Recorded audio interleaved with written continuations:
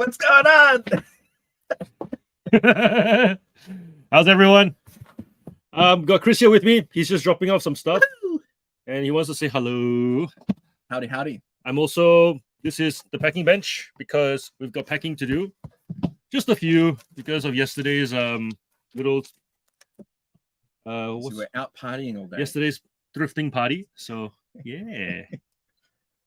You're gonna see me pack for a bit, and then I might move back up to do some listings. I was gonna cleaner that comes on Thursday. So because I wasn't here on Thursday, she came today. So hence she's kind of doing her own thing upstairs. And Yeah, you're gonna get cold down here, man. Huh? You're gonna get cold fingers down here. That's all right. We have Mary here who's from Minnesota, and she is used to the cold. If she can do it, so can I. So yes. Suck it up, John. Yeah. Where is everyone? I don't know. Normally there's more people, but this is 2 people. It's like because I'm here. It's like a double date. It's like you and I having a nice little dinner with Justin and Mary. So What's cracking, folks? yeah. And I'm so sorry. And then we normally have like 20. Boop, come up. I'm sorry to. But it's also a 12 o'clock start. So we shall see. Oh, no, we got 3. There we go. Who else is here? No one was expecting this. No. They saw me like, we've already had Chris once this week. Sorry, guys. If once is the quota, then I'm in trouble. They have me way too many times a week. You should probably mute reminders. Oh, there we go. Not my idea of a double date. Hi, Clint is here. Hello. Let's go. Good morning. Yeah. So, why did we change to Friday? Oh, that's right. Because we noticed that there was a significant drop in energy from Thursday night because they already had Tuesday nights. Okay. And then there were a few people who've been asking for a daytime session. I must have missed that because I thought you only did the alternative one last week because for whatever reason, because I know people have been asking for it. And then last night when we were chatting, and you said, "Oh, I'm gonna put the kids to bed." I'm like, "Yeah, cool." I'm thinking I'll see you in. Yeah. Anyway, I was playing Starfield and I had your thing up, and I'm like, "Why isn't it popping up? It's 30 minutes." Yeah, there's no live. And then I go into the thing and it says it's Friday. And I'm like, "Oh, okay." Yeah. Because I'm not there for the whole chat, so I wouldn't have necessarily known. Jess is here. Jess, were you here last week as well? You're one of our daytime people, aren't you? Yeah, daytime. Well, I'm packing too because yesterday I spent the whole day out with Mel and Tom and Jody and Vea, and so for those reasons, And I all have of packing. Instagram. Yes, and I have packing to do. So I'm doing some packing before we do How more many you listing. Like 6, not even. How much? Well, I'm only doing the ones I do today. Normally, I clear out everything from the weekend as well that I do like Monday. Yeah, okay. Things that came in because I've got 2 days handling time, but I've got Brian coming back on Monday, so I'm just gonna let him do it on Monday, and I can do other stuff. That way, Monday I can do more garage. I gotta do. I got 10. So I've got like 20 actually sitting there roughly, but I've only got the 6 that are due today because I cleared them all on Wednesday. Yeah, Liz is here. Hello, hello. What's cracking? And Matilda. Hello. Hi, Chris. Hi, John. Hi, Sellers. Goblin. Does Goblin Haberdashery have a name? Do you know the name of Goblin Haberdashery? Nope. No. Goblin Haberdashery. Tell us your name and where you're from. Where in Australia Where are did you you come from? from? Where did you go? You see? This is great value. They got 2 for 1. Yeah. Not sponsored. We all know Chris is very capable of invoicing people. He's very much all about that accounting software. Yeah. So the fact that we're not getting billed, that's why I'm only staying for about 5-10 minutes, guys, because he can't afford that. It's like a free trial. He can't afford anything over 10 minutes. Can we afford for you to show half your face, like something like that, and then just the hair? Just charge me for half, not for the whole. Retro Rangers here. Hello. Yo. It's packing today. We will still answer questions. We'll still do a 30-minute timer. I don't think you realize. What? Retro is Clint, right? Yeah, I know. Oh, okay. It's like you started telling him again. No, but it's like there's more people than there are people in the chat. So true. Lurkers. This is what happens when you get live stream people in your thing. Like they have an idea of how things work and they feel the need to backseat drive the stream. It's ridiculous. Bloody backstreet drivers. Do it on your own channel. Gosh. Actually, I have never done a live with anyone else. Oh, really? I had like in the flesh. I've had Ethan on my live before. So and guests, but like not this interaction. So that means that if we ever see any other person on your live stream, it'll be like a really privileged thing, right? Well, sorry, let me. So Carla's always usually there, like when she's around, Right. but she's usually playing video games off to the side. So Yes. Rick Commerce Davis here. Hello. she's a silent lurker as well. Hmm. But no, it's I haven't actually done a live. Well, I haven't had a need to. It's horrible. You know, did any of you guys see the Sup Paul? Any of you guys see the live streams from yesterday on Instagram with me and Mel and Tom and Vaya and Jody? Yep. The weather was amazing. And today it's ridiculous. horrible. It's bad. It's like cold, and you know how it's like it's so cold that your fingers are not warming up, that kind of cold. It's feeling that cold right now. But the wind has settled down at least. Like driving on the Monash, it was like so this is where we are, right? Like so this is one garage door, so it keeps the wind out, so it doesn't come down like this corridor. But then there's like it still kind of comes through there, broken up by some shelves. But it's kind of like a basement, I guess. Broken up by some shelves, so it's not too bad. But you get lost in here. Needing to go. There are some days it gets so cold, I hold in my pee for as long as I can because I just don't want to brave going out there and then into the house to go to the toilet. Hello, Shell. You're here. Hello. Do you want to leave the bottle here, please, mate? No, it's okay. So Goblin Haberdashery is Carrie, and she's from Rockhampton. Oh, another Rockhamptonite. Wow. So we got Justin, Paul, and Carrie. Hello. So how do I drink it? Well, you undo the bottle, and then you. I don't know either. I only had a bottle to offer him because someone brought like a 4-pack for a party, and we don't drink it because I don't drink that stuff. To be honest, Next Beer isn't my go-to. I'm a Remedy boy. No one's questioning the Next Beer. They're questioning the kombucha. Remedy is because they're the only ones I buy. But they're questioning the kombucha. They're not questioning the brand of kombucha. Yeah, but I think these guys are more fake than Remedy. Yeah. But anyway. But isn't it just like a weird mixture of sour and sweet? Sour and sweet. This one is off. It's a very rosy lemonade flavor. I like the orange one and the peach one. Interesting. Tastes like Sunkissed. Nothing else to say. Any questions for me before I go, folks? Otherwise, I'll let you guys actually do some work. Yes, that's the idea. I gotta figure out the other camera can work or not because it's working now. Ta-da!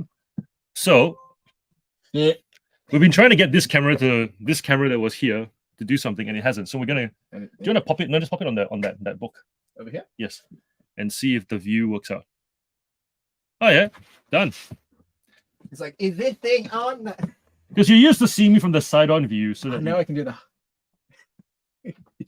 You watch it. Look.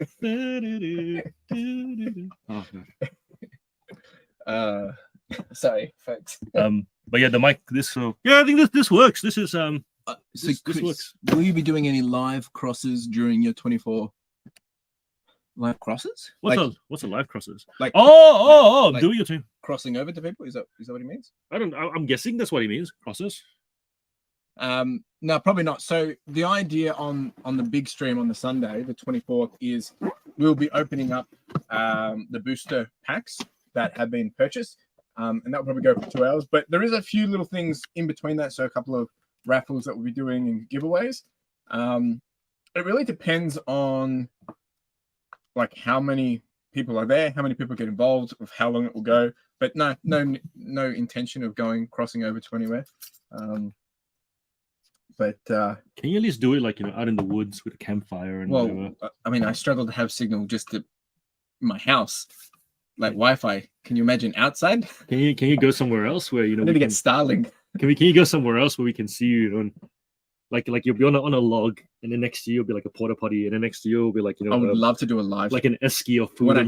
When I get more chickens, I should do a gather round with the chickens. Dude, you should, and just be with the stars and whatnot. I'm not that far out in the middle of sticks. Guys, does he give you the impression that he's that far out? Well, yeah. Sorry, we're supposed to look there now. Yeah. Does he give you? We've been looking at all that. Does he give you the impression that he's that far out? Like he's. That's what my boss at my old work used to say. He's like, "You guys live out in the sticks," but it's not really. But yeah, we are surrounded by stickish. But yeah, I need to get more chickens. I'll get some when Carla's back. All right, timer can go here for this one. Yeah. Sorry, I meant live invites.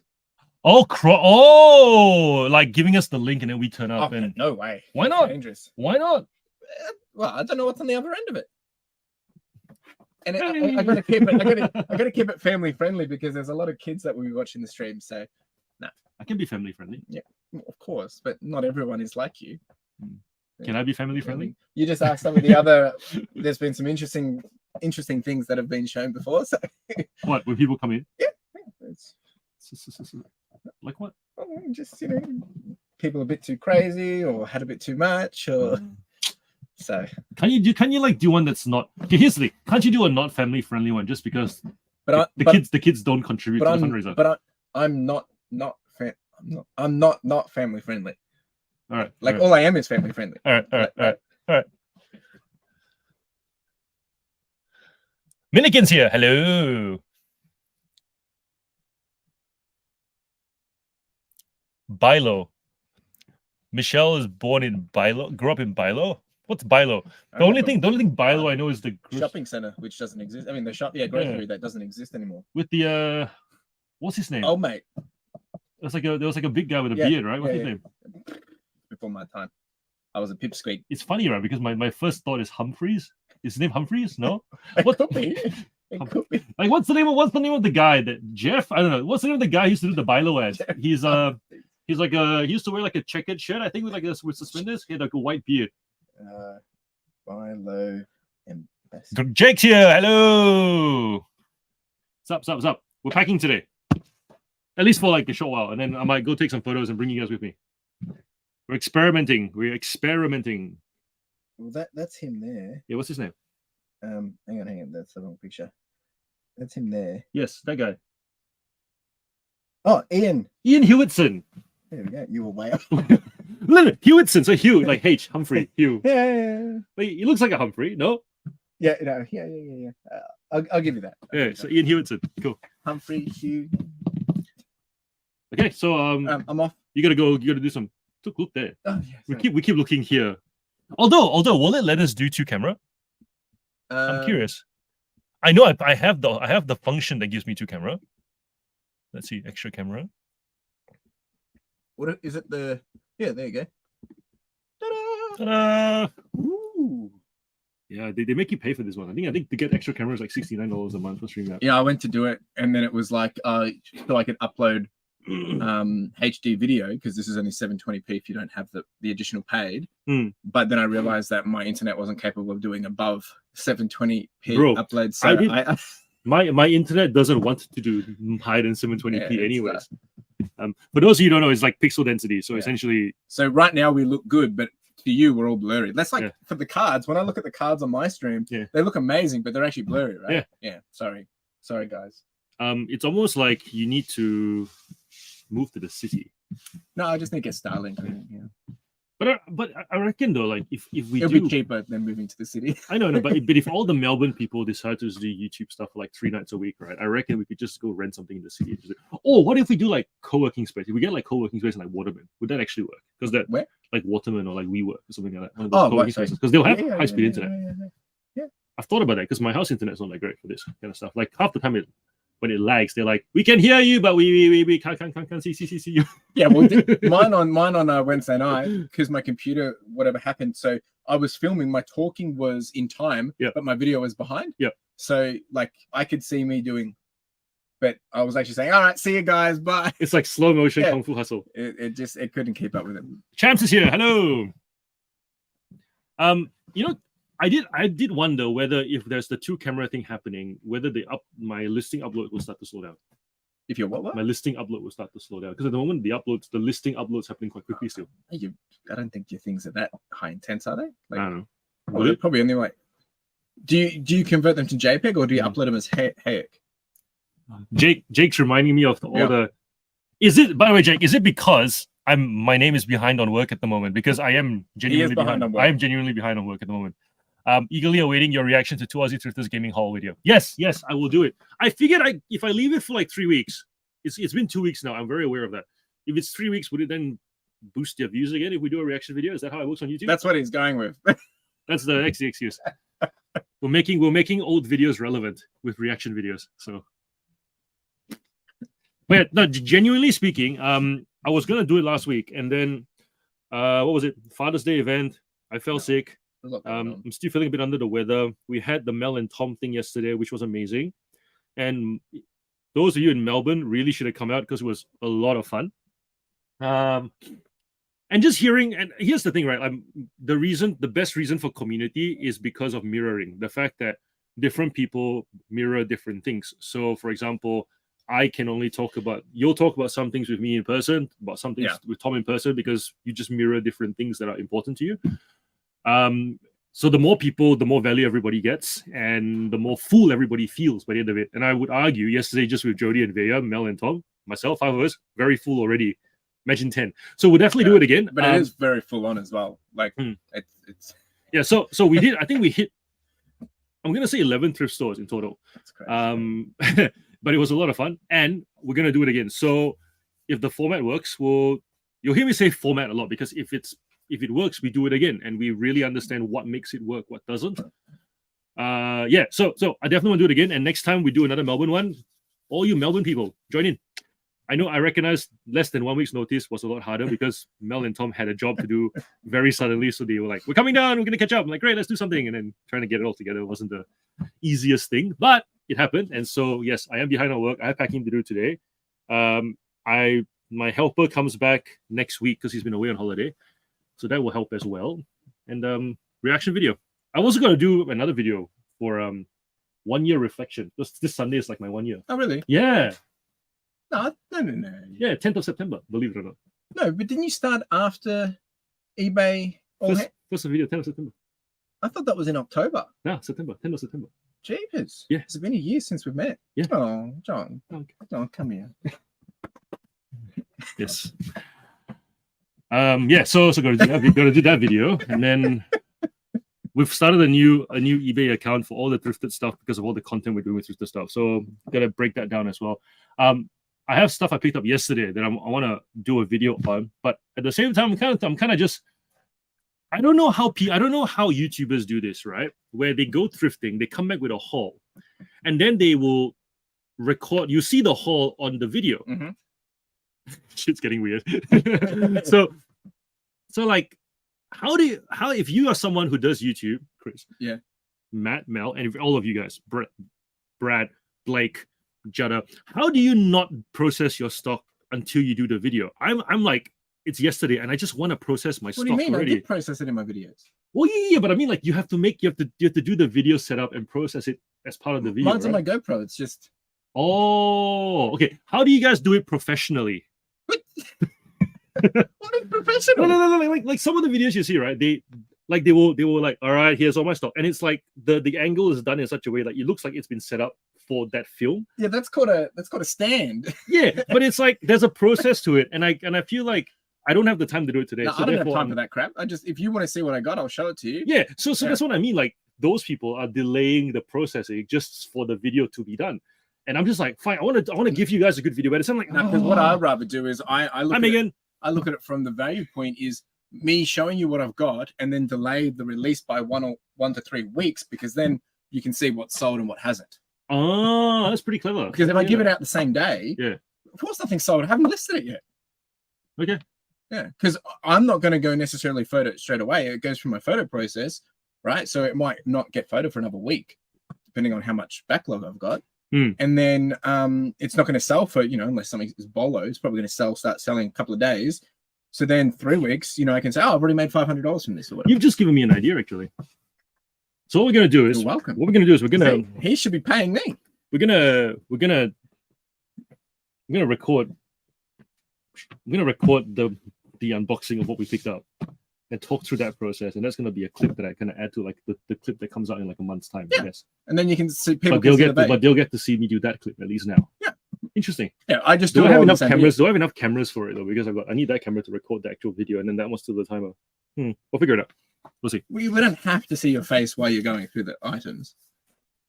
I have a beautiful face, Chris. Cheers, folks. I'm going. Is it about you or is it about what you're giving? No, okay. I mean, we love you, John. It's okay. How do you? Sorry. I don't think the live stream people like us touching. Yeah, you've lost. They've You're all, losing they've all, numbers. they've all gone very silent.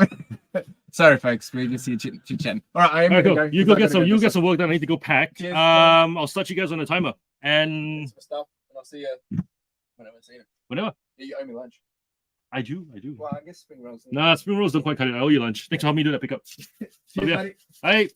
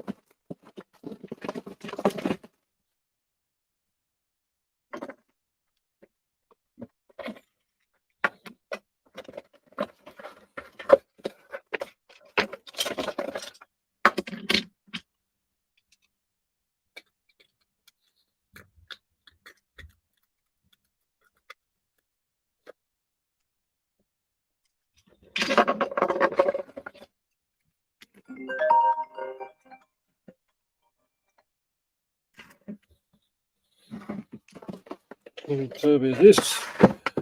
24.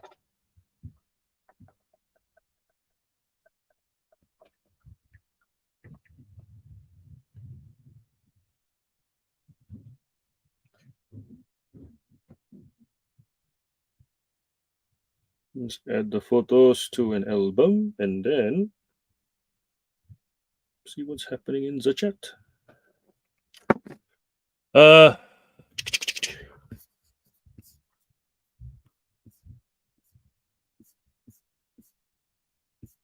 Justin just bought a collection. Well done, well done. Lucky you.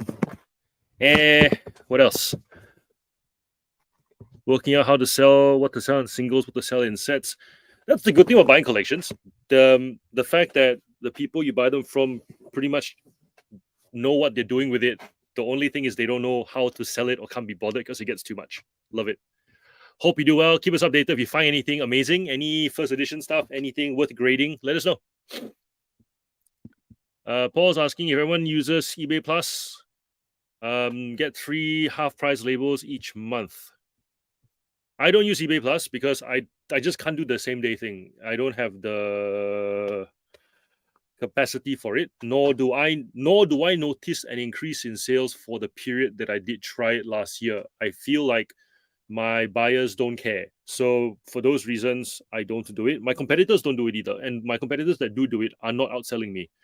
I suppose it's a thing, right? Like if you have, for me, it's range. So if people buy an item from your store because they can buy more of it from you, then they're not going to go to someone that they can't get all that they want just to get it a few days earlier. Especially if they have to pay for the privilege to get it earlier as well. Yeah. But yeah, those of you guys, which one of you guys who do eBay Plus because your category, it actually makes a difference? Let me know. Let us know what categories eBay Plus actually does make a difference. For me, it doesn't. So it's 3 per month for Ozpose and 3 for Sendel. Nice. Adam's not listing but he hopes everyone has a good day.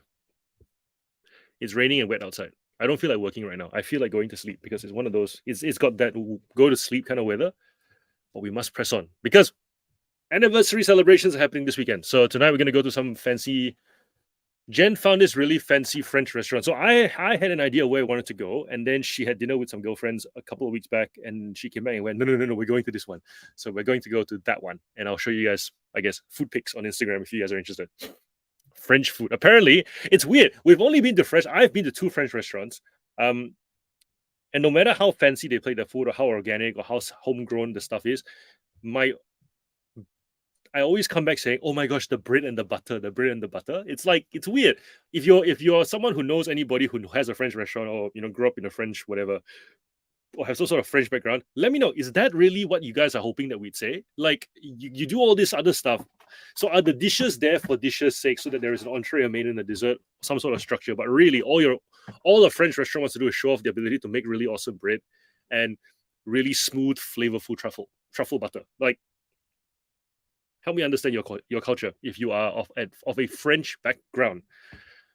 And tonight, I have a funny feeling because when Jen came back from the restaurant, she was like, "Oh my gosh, the bread and the butter." Or is it just the fact that I'm Asian and I don't get much bread butter where I'm from, so therefore it's the amazing thing.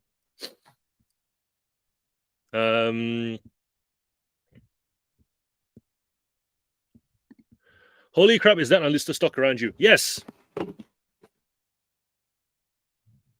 Well, yes and no. So when I buy bulk lots, obviously I can't sell. No, sorry, no, I can't sell. I can sell, but I won't sell everything on eBay because not everything is worth putting on eBay. So behind me is essentially tubs that I have to move out via Marketplace Gumtree in like a bulk lot. But you also can't list too much on Marketplace because people, always click on your name and then who you are and whatever. And what I found with this group of with kids' toys in particular, once you sell to somebody, they're not searching anymore because they've bought the quota of toys for the year for their kid, more or less, especially they're buying a tub. So very rarely do I get someone who buys from me and then 2 weeks later goes, "Oh, do you have more? I would have bought more."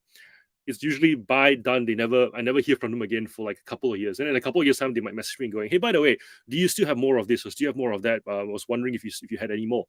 So because of that stuff just gradually goes down, but very slowly. So I guess I'm fortunate I have storage space to kind of chuck all these random tubs of stuff that when one tub sells, I grab another tub and go $20, so they go out the door. So it's still money making, but and some of it, the boxes just look bigger than they are because it's stuff that's new in package that I'm just storing here because it's not old and I got a good deal on them. It's not old enough for them to be worth listing individually just yet. So kind of like a half storage, half vault kind of a scenario.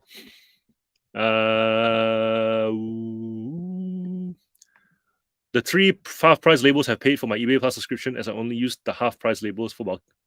Oh, nice. Okay. So the increasing the saving by the label price. I don't remember seeing a follow-up post about your back the other day. How's it feeling? I feel my back feels great, but I feel like because of the massage, I now am falling sick. You know how when you're made to relax, you're like, then your nose starts to like snot up. And so long story short, my back feels fine. It's all mobile and everything, but I've got the sniffles now. So that's interesting.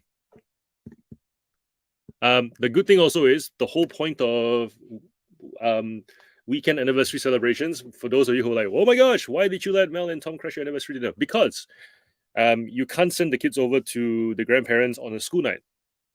It's very stressful to have to get them ready for school. But you can send them over for the weekend. That way you can sleep uninterrupted. So tonight I will sleep uninterrupted and wake up tomorrow whenever my body says it wants to wake up. So I'm looking forward to that. It's not as good as a colonoscopy, but it's close. I don't use MyPost business for Zone 3 parcels. Even with being on Band 5, it's still cheaper to use parcels. Yeah, I've noticed that too. It's like, especially the big ones, that's when you start hunting with the courier. For those of you guys who don't have access to eParcel, get familiar with Interparcel just for couriers. That way you have, essentially it's like a shipping broker of sorts, right? If you go to that site, interparcel.com.au, Interparcel, you will find that you put in the location where you're from, where you're going to, and you'll give you the rates. And what you'll notice is that the whole reason for the rate difference is just because of the route. If a particular courier has a direct route from here to Sydney, it'll be cheaper than, say, a courier that has a direct route from here to Adelaide. So you just pick the one that has the direct route, take the one with insurance, not the one without. And eBay actually integrates with Interparcel, so you can actually put an Interparcel tracking number there, and it does count. Michelle saying, interesting. I learned a lot in these chats. Yes. We can never know everything. Hanging out with Mel and Tom yesterday, I learned a lot because Mel does things differently from me. Tom does things differently and larger than me. So therefore, they're talking. And And the thing is it's not even about knowing different things. I think most of us know most things, but it's the why you choose to do this instead of that first. For example, why do you choose to keep listing but not tidy up your workspace? Because if your workspace was tidy, you could potentially sell faster. And rationalizing that process, making you look back and go, yeah, why did I opt for this instead of that first? So for me, a good example is I have I'm quite messy, as you can tell. I've shown you guys pretty much most of, I guess, all of my space already. And it's not neat. It could be neater, significantly neater. A lot of you have been like, oh my gosh, I want to go in there and like tidy up. But for me, whenever I get into a category, I need to sell. I need to sell because I need the data on how it actually sells. And eventually then I make time to tidy. But the problem is that I don't make time to tidy. So therefore, if I would, when someone comments on it, I go, no, I will always still sell first, make a mess, but then I will make sure that I make time to tidy. So by putting out the Monday video on reshuffling this space, I'm hoping that every Monday you'll see a slightly different storage space that eventually becomes a workable, neat, efficient-ish space. Yeah. I'm band 4 with Auspos and still works out cheaper, especially when I use book sets and VHS players. Yep. That makes sense. Cool. I'm gonna keep taking photos. I think the timer still works if I use the phone to take photos. How are you guys doing? The chat's awfully quiet today, or is everyone just feeling a bit Friday?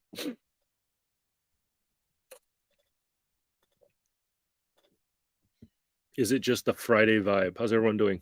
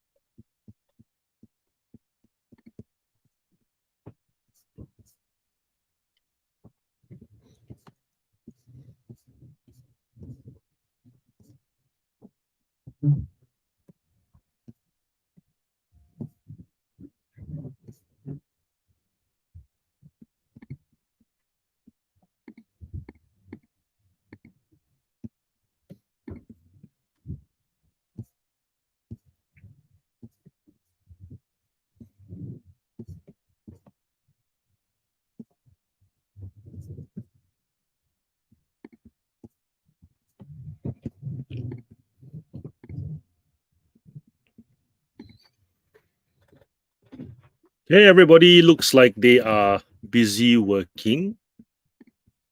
So I'll start another timer then.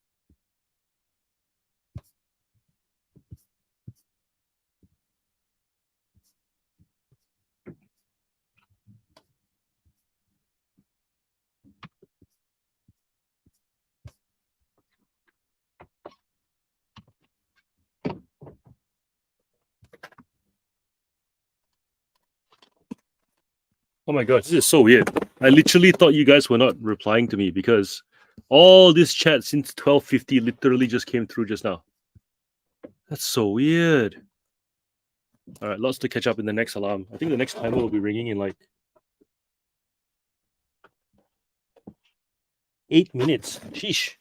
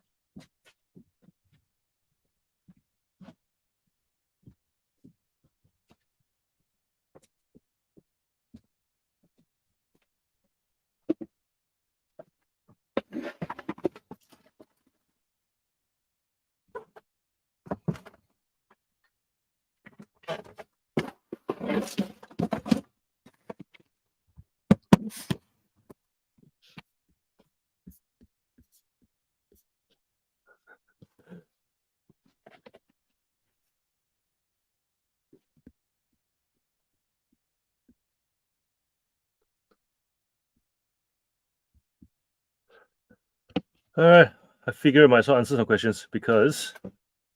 So let's see, where are we at?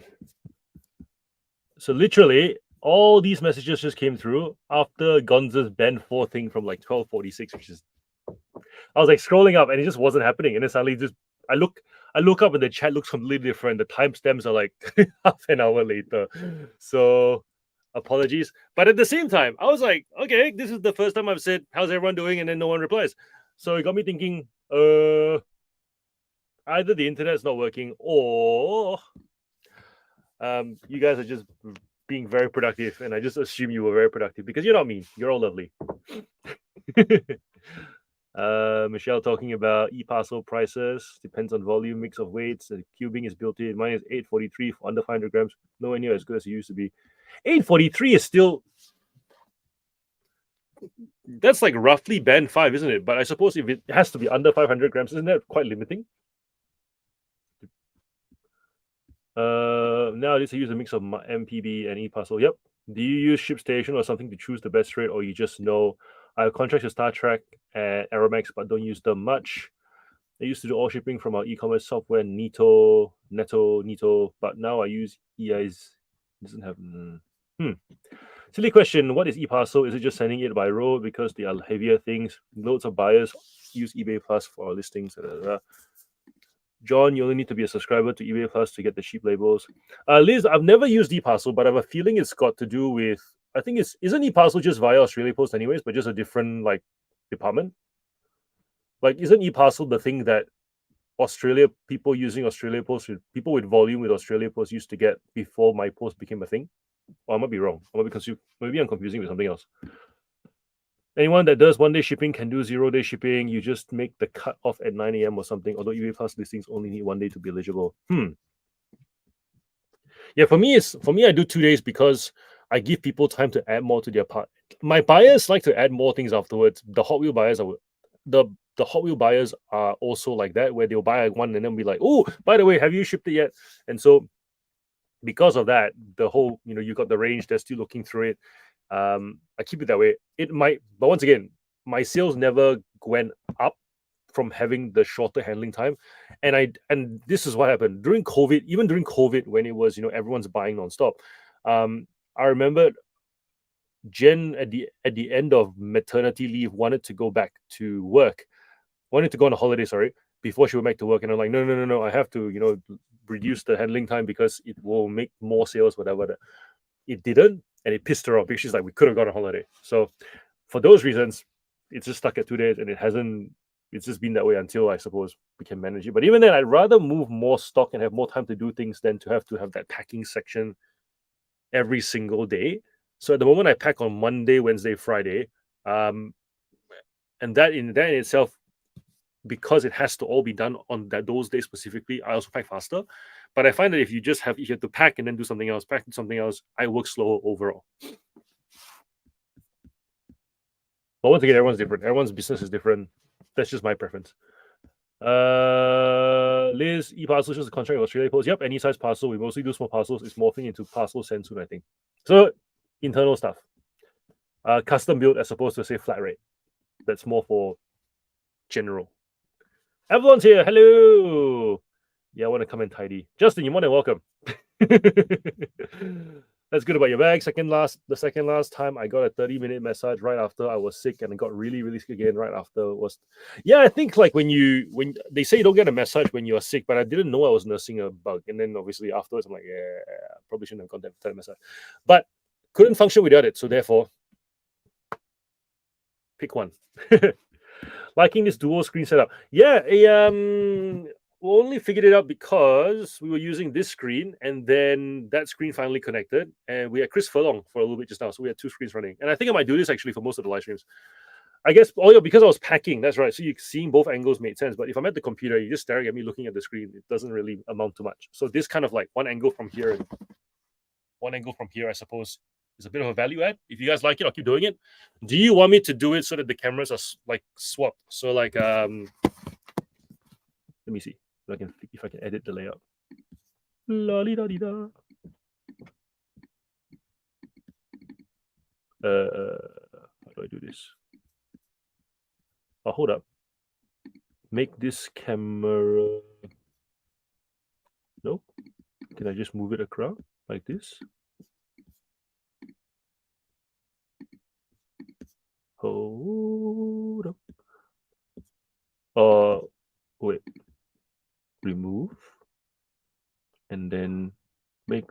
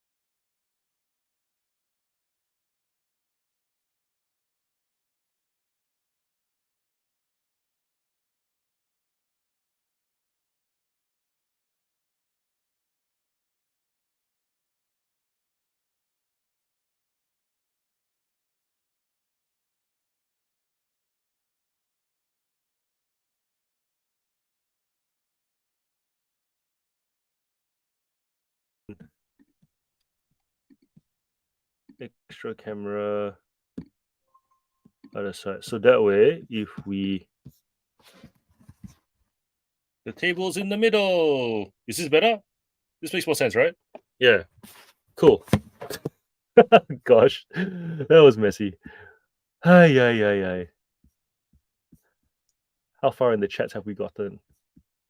Brendan's here. Hello. They're napping now, so I'm doing my chores. We'll pack and list tonight as I watch the footy. Dude, you should have joined us for the thrifting run yesterday because you're in like Box Hill, aren't you? So we could have done like Ringwood. We did Ringwood, Greensboro, Preston. You could have totally joined us. Join us next time. I think I'm now the Melbourne thrift crawl guy. We'll make thrift crawling a thing. Had a neutral removed yesterday, so my little store will be slow today. Yeah, it sucks. I had a case to open for item delivered and not received. And then I was like, wait, why can't I reply to this? And I was really annoyed. And then I realized, no, wait, this is that automated thing that eBay said they do, where if it's a delivery thing and it's showed delivered, they will just take care of it for you and handle it with the customer. And then literally because the guy opened the case 8:45 a.m., says delivered, I didn't get the item. And I was like, wait, I need to reply. Normally I reply, say, I'm going to open a case for yada, yada, yada, but didn't get the chance. So I thought this person's annoying. They might have escalated it, eBay to step in immediately. And then I remembered, no, it's that automated thing that eBay does where they'll handle it on your behalf. And then true enough, they refunded the buyer and then nothing out of my bank account. Not sure if it's going to affect sales or not going forward. It shouldn't. But then eBay has surprised us like that before. I do wonder whether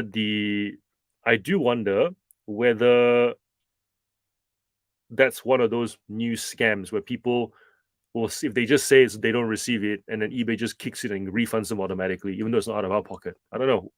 I'm curious to know what the data shows because it's obviously a new thing, right? Where they're automatically handling the item not received. Let me know. Have you guys been through this automated thing before where the buyer says it's not received, even though it's marked delivered, and then eBay just refunds them automatically? Because if that's the case, then it's like, isn't that just a really easy way to get a free thing? Minikin, hello, welcome. I'm just hanging out today, doing photos to replenish my photo bank. Me too. About to start my post for the day as I have same day handling with 1 p.m. cutoff time. You're brave.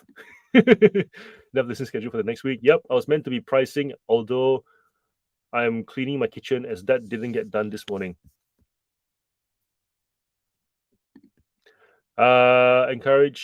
Osmo's trying to encourage you to be a MyPost business these days rather than eParcel. I'm not even sure how easy it is to get eParcel anymore. Minimum 2K parcels per year. It used to be. Yeah, Band 5.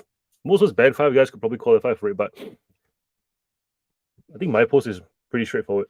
Looks like some of the DVDs I have cleaned after someone has had a. Looks like some of the DVDs I have cleaned after someone has had a pizza night.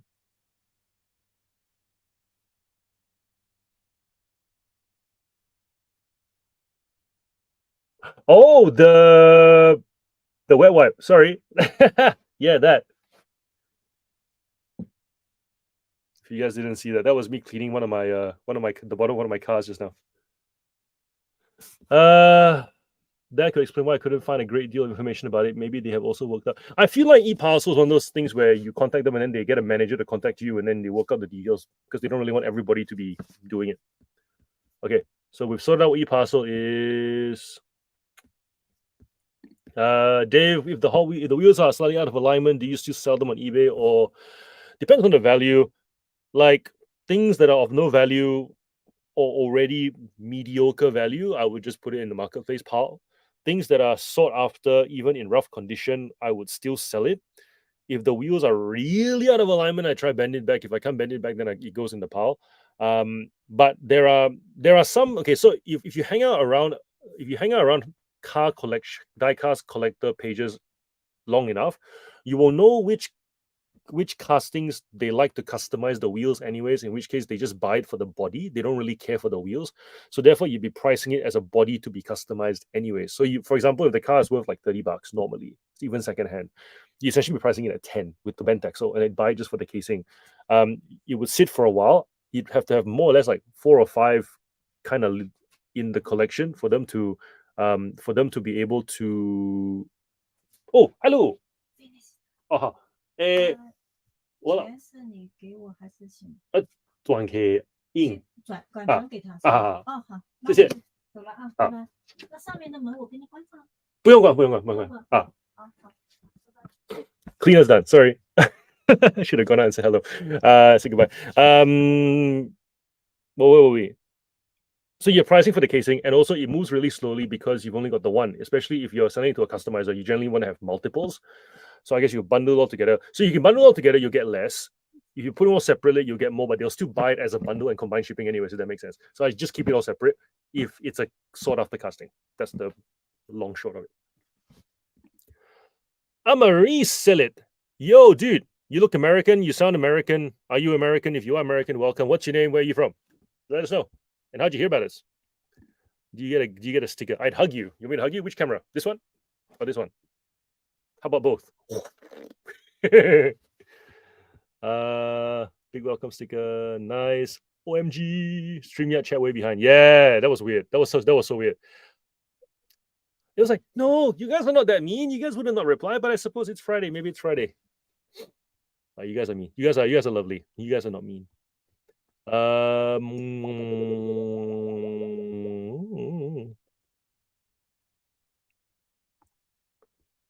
My chiropractor visit the other day was bad. Didn't realize how out of line I was. No sound in the video. Yeah, I was trying to like switch the cameras around, so I figured it out now. Make Melbourne thrift crawling a thing for sure, but give your New South Wales mate some notice so she isn't green with jealousy. Okay, so here's what happened. Tom and Mel had to make a delivery to someone down here, and so they did. And because it was so last minute, they essentially said to me, let's just meet up and catch up. And I went, let's make something of it because you're planning on staying overnight anyways. And so they essentially stayed at an Airbnb about 800 meters from where I am. We met up at the bakery that's 800 meters in between where both of us are. And turns out Tom and Mel eat lots of pies, as you see in the social media, from back and forth. But Goulburn is like along a highway, and the pies they get are good and reliable for that place. And these were great. And so essentially they got there, they were like, when I told them we're having pies for breakfast, they scoffed at the idea. Oh, it's like a 2-3 o'clock thing. Who has pies for breakfast? We get there, they look at the pies, and then you're like, yeah, we're having pies. So they had pies, Danishes. I let them try the fruit flan with like a really biscuity crust. Long story short, if you come to Melbourne and when we do a thrift crawl, we start from here and then we do wherever, but we always start from here because that bakery is like kick-ass and they need more social media. So I'm going to hopefully try and get them some social media exposure as well and whatever. But yeah, we'll make it happen. How much notice do you need, Megan? You reckon a month's notice? we organize it a month in advance? Would that work? Because I've got a Ute. Chris Furlong's got a station wagon. I'm not sure who else will be starting from this side. Yeah, we can all. It would be a lot of driving because everyone will be coming from a completely different direction, and we would do essentially what is a loop. So interstate people, no issues. You'll be coming, staying at the start of the loop. So loop, come back, go home. That's easy. It's really those guys who are like joining us wherever. So for example, Jody, Vea, they joined us from the north. No chance they start from the beginning, because they start from the beginning. It's like a 1 hour drive this way, then head back up to the north and then peak hour traffic. Yeah. But yeah, I reckon most people would get to know where everyone is kind of at anyways. And then you just all kind of go, this is the itinerary. We'll join you here, join you here, join you here, join you here. And then, yeah. Pretty exciting. Pretty exciting. Took a lot out of me because I don't thrift. I realized this. I've thrifted before, but I've never done a full day of thrifting. Whereas most thrifting resellers do a full day of thrifting apparently quite regularly. And that's how they find a lot of good stuff. So I was like a lightweight yesterday. I picked up one tub of things, whereas Mel on a book buying ban, picked up like almost 2 trolleys worth. It's pretty funny. Cool. So Megan is 1 month airport pickup. Can help you with that, no problem. Go and deliver post. Catch you on Tuesday night. See you, Justin. Minikin driving from notice I can join as well. Driving from South Australia. Bring Matilda with you, and then you can bring Matilda with you, and then John Roberts can drive in from Boston and then join you guys in the car as well. Get all that slice combination join. Yeah, cool. Okay, sounds great. We could because yeah, we hit up. It could almost be like it would almost need to be a 2-day affair, because yesterday you think about the drive. If you think about the driving and the talking, talking, eating, we started at breakfast. We finished up 11 op shops. Yeah, 11 op shops by 3 o'clock. You almost have to like come home, rest, and do another leg. So like north and south, and then head home. So essentially be like a 2-day thing, potentially hitting 25 stops to like really make something out of it. Those of you guys who want to, if any of you guys want to actually start a YouTube channel of some sort, that would be a great time to go and just create content, because we recorded a lot. You'd have to not be afraid of being on live social media, because if you guys didn't notice when I was recording it, Mel was like, "Oh, we're live! Ha! Didn't realize you're live! Ha ha!" Just literally, I walk up to her and be like, "Hey, Mel," and she'd be like, "Hi! Oh, we're live!" So that was fun. Did you take a moment to pray to the thrift god for a good haul? I got a relatively good haul for me. I was gonna do like an unboxing of what I bought, which I guess I can do now if you guys are keen for that, because I know this is meant to be a listing session, meaning that I'm supposed to stay quiet for half an hour. But if you guys are like, you know what, John, just we'll meet you if you don't want to hear you.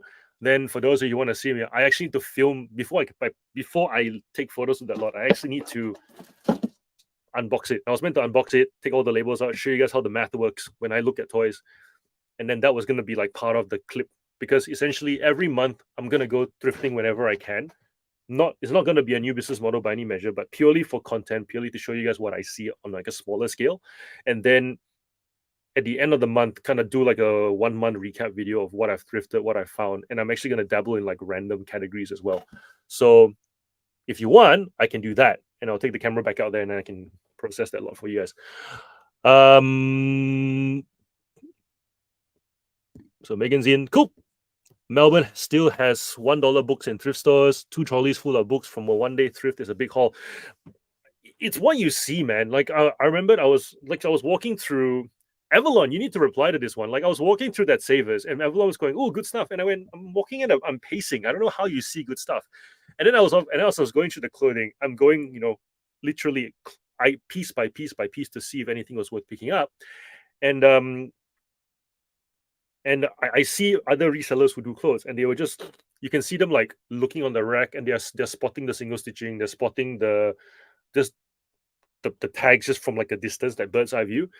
But I guess that's what you do when you're a reseller. If you're an expert in the field, right? So Mel's obviously looking at a shelf of books, and she doesn't have to read spine by spine by spine. She's like, yep, yep. Tom's the same thing with the CD rack. I look at those shelves, I'm like, your eyes start to like squint, going, what am I looking at? So it's interesting. But for me, the toys, I'm like, yep, I'm looking at that whole shelf. Yep. So I think that's what it is. It feels like a big haul if it's not your bread and butter, if you're not doing it at scale. But if you're doing it at scale, it's just another day. Because if you think about it, right, if you're selling what is, in my case, even like the Hot Wheels stores, it's only been a year, and now we're doing 1,000 cars every 90 days. Let me see. Yeah, so that's one store. That's 1,300. I'm not sure if the camera's going to zoom in or not. Will this camera zoom in? Yeah, so that's one store. So that's 1,300 items in one store. And then the other one is...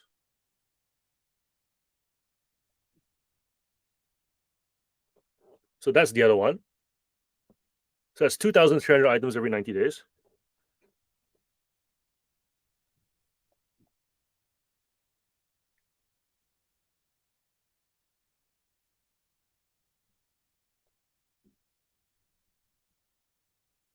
And that's another one.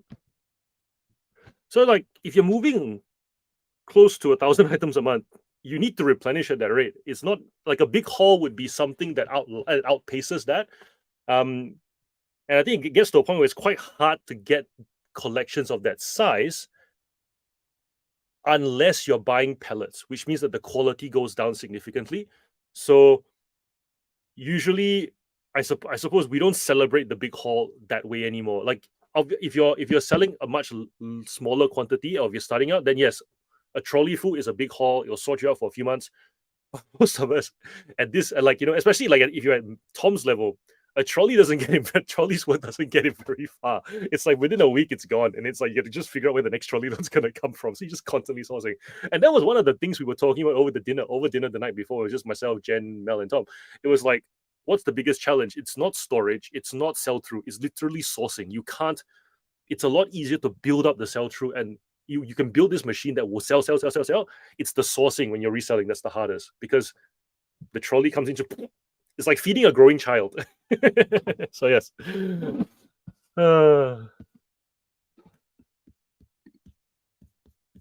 Is this chat still updating? I hope it is. So Mr. Roberts is here. Hello. Mr. Roberts, are you interested in doing a thrifting crawl of some sort in Melbourne? If I organize one, we've got Megan wanting to come in from New South Wales. We've got Tom and Mel definitely will be coming back. They want to. They enjoyed it. We will probably do it make it like a 2-day thing, because you can only cover one section of Melbourne in one day and another one another day. Minikin wants to drive in from South Australia, in which case she can probably bring Matilda along. Matilda's got kids. That's going to be tricky. Matilda, sort out your kids so you can come. And then if you want to drive in, you can probably join them too. 1 month's notice is apparently all that's needed.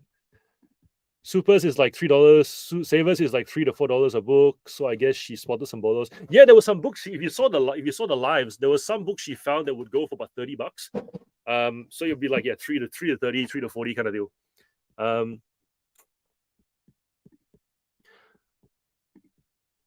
Arise Solar, finally, what a drama this has been. Solar. John, keen to hear your thoughts on how long it might take to get a brand new store selling some items. My 18-year-old daughter has just started. She's listing daily, starting from scratch. Yeah, so I have a store account that's been sitting idle forever. Probably a year now, because it was the place I used to dump my, like, any toys that were broken, anything with, like, with scratch paint. And then I realized that I wasn't getting that much more money. So, for example, if a bundle of, say, 10 cars would go for 10, let's say that's a bad example. Let's say a bundle of 20 cars, right? You got to ship it somewhere. It goes for $20. So it's $1 a car. It would sit there for like a month or two before it finally sold. But so it was taking up storage. Versus if I took 20 cents a car, I move a whole tub out, and I started to appreciate not having to have the space occupied by this big box of cars. Because at that point, you don't really want the money, you just want the space back, but you kind of don't want to throw the stuff away either. So I've just decided that store wasn't worth doing. So I think it's been a year since that store has had a sale. So I'm hoping that it's new enough that if I start from scratch, it's as good as starting from scratch. Yeah, because I can't be bothered setting up another email just to use up just to have another store. So that will be that new store that all this thrifted stuff's going to go through. So there'll be like t-shirts, there'll be random toys that I don't have anywhere else to put. Like I picked up a Minions plush that I really have nowhere else to put. So I'm gonna, because I don't sell that kind of stuff, so that's gonna go into that store as well. So that's gonna look very op shoppy. I need to set up a new photo station of sorts that will accommodate all those items, so that'll be interesting. I don't think it. I think there was a time when if you had 10 listings and that was it, it was a lot harder because you had to try and sell to get more listings. The listing limit lifted, so selection was key. But then now with unlimited listings, it's not really a thing anymore. So it'd be a case of list and see. That being said, because I have so many accounts already and this kind of like robust selling history with all my other accounts, I'm not gonna face the same kind of slow as your daughter would starting from scratch though. So it's not really apples from apples. And I don't know how to make it apples for apples because no matter how many email accounts you set up, eBay knows it's you. So yeah, that's the only flaw in the experiment, I guess. In which case then the learning would come from, look at this dumb person selling toys, trying to sell t-shirts and jackets and hoodies and whatever. You know, that's probably the only thing. And I'm quite prepared to pick up something, come home, comp it and realize, ooh, that was a pretty bad pickup. What was I thinking? Good on your 18-year-old daughter for actually doing it. I really wish that my kids will at some point because I've learned so much about business just doing reselling. It's such a wonderful teacher. Definitely not something that school teaches, because in school the environment is too sterile is not the right word. Medical, I don't know. It's like it's sanitized. They handle. It's not handhold. It's too controlled. You know, they'll set up like a cafe kind of environment for them to sell things to other students at school, but it's quite controlled. You know, they can only sell certain things. It's not real. You know, it's like it's done in such a way that they cannot screw up, and I don't like that. I like the eBay thing where if my kids do eBay, they have to learn how to do it, and if they screw up, there will be real consequences. They'll see their stats actually go down. If I am a lousy parent and I don't monitor them and I go, well, I guess that's it, right? Your store gets banned. You know, that's pretty bad. So the hand holding is necessary because it's real, as opposed to the hand holding is because it's part of compliance or expected of teachers. So yeah. Better idea. I'll host one here, John. I wouldn't mind going. What are Adelaide thrift stores like? But also we're kind of scared to go to Adelaide because Brad and Jazz are there, right? So don't they clean up every store anyways? Like if we announce that we're going to Adelaide, will Brad and Jazz like clean out every store before we get there? Is that is that how resellers work? I'm kidding, Brad, Jazz, if you're here. I'm so sorry. I'm joking. But even like we people joke about it. They're like they say, oh, you know, there was this place that like we went up to one of the savers, I think that Jada and Blake usually go to, and then we were going, oh, have they been here before? We're joking about that. Happy to have company for the drive. Nice. Our inverter blew up. Has taken 51 days to arrive. Oof. I wonder if it's hard with no feedback to start with. Will be interesting to watch your journey. I don't think it's hard. I feel like the zero feedback thing only is a thing if you let it be a thing. Most people will buy stuff if you can convey. Okay, think about the number of times you buy something from a random seller off an Instagram ad, right? There is no feedback. You just assume that they are new or they have credibility based on the quality of the thing that they put out. So you can have all this feedback, but if the ad is of somebody going, hi, this product is great because it does this, the ad negates all that feedback. It doesn't convey trust, doesn't convey credibility. Whereas if you have an ad that is, just like bang on the money for the clientele, then it does the job. People don't care for the feedback. So zero feedback to me is not a deal breaker at all. And I'm going to continue saying that till the day I die. Because I've done every store we've opened up has been a zero feedback store, and here we are. They are not in my territory. Where are Brad and Jazz based, by the way? Because you're city, you're like CBD, right? Not close-ish, metropolitan-ish. If I drive to Melbourne, I would have to drive through Adelaide. It could be a longer thrifting trip than just the 2 days in Melbourne. Yes, that is the spirit of the reseller. We're gonna do 20 fist pounds for this. 1, 2, 3, 4, 5, 6, 7, 8, 9, 10, 11, 12, 13, 14. Okay, stop. Yeah, Brandon just have cleaned up here. Nothing left to buy. Guys, Adelaide is not that small, lol. We all think it's that small. You have to forgive us for thinking it's that small because you guys don't give us much reason to turn out. Like, you guys have to give us more reason to come to Adelaide. I would be in for an Adelaide one, Matilda. At least I have a sister in Adelaide to dump stuff so I can have an empty car for Melbourne. East, Brad and Jazz are north, northeast. This is hilarious. I'm here, they are there. They're not that close to me. Yeah, but they're kind of close to you. East, north, northeast. That was fun. Okay, so you guys didn't tell me. Do you? There's literally. Oh, live streams are harsh. All right, so I want to go and record this unboxing of the stuff I picked up from yesterday. If you want to keep working in silence, please feel free to mute me. But if you want to watch me fumble around with the camera to record a segment for a monthly video, you're welcome to keep watching. Up to you. Cool, can we do that? Yes, no, let me know in the chat.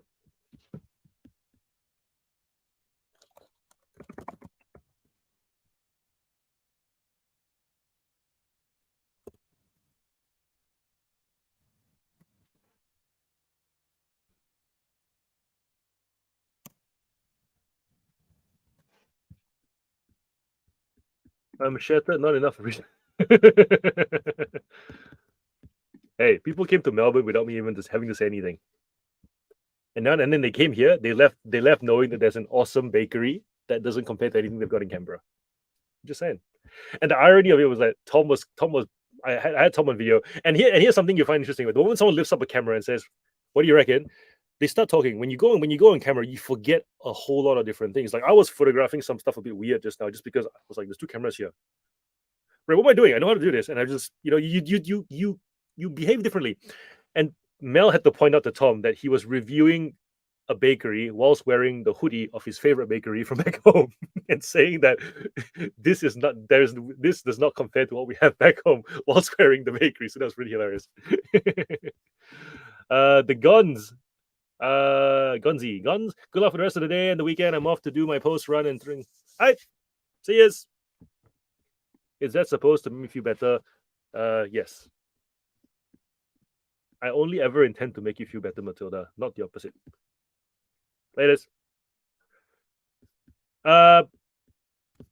Cool. So I'm gonna go record that segment because no one seems to be against it. And then if you guys think it's too noisy, feel free to mute me. And if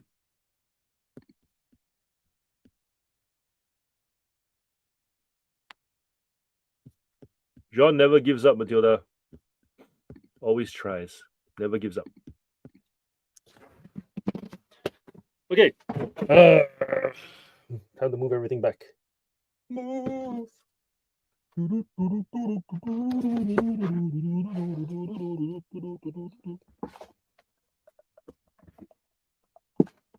How's this? How cool is this? Double view.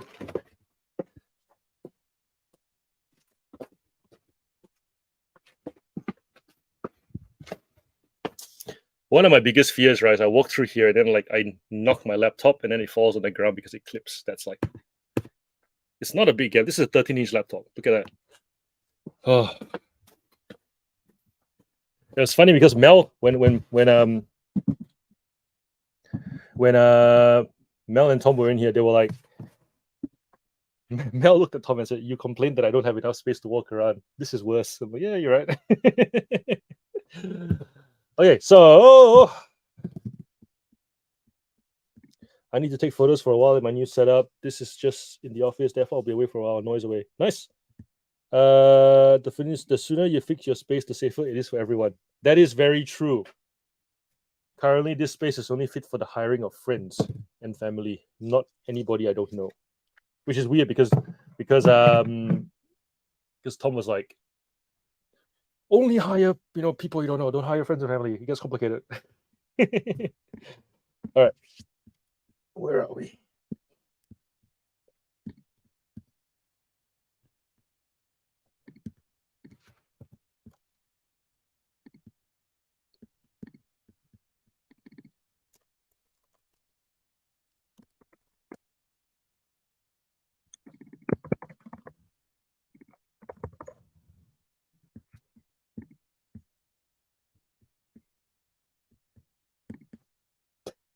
Skinny friends. Yes. All right, cool. La la la la la la la.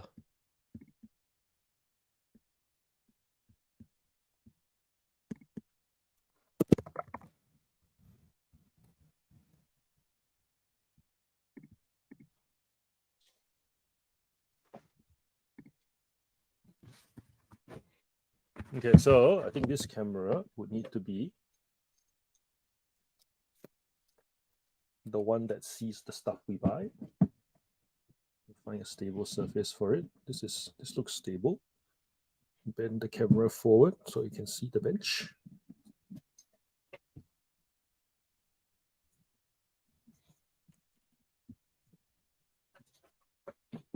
Does this work? Cool. Tip down a bit. Let's put the box in the way.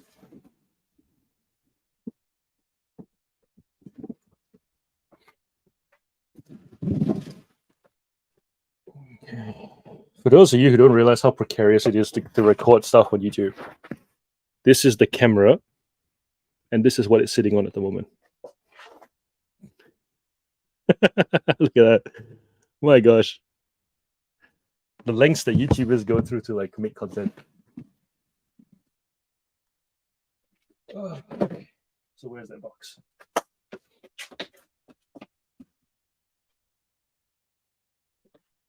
Bum, bum, bum, bum, bum, bum.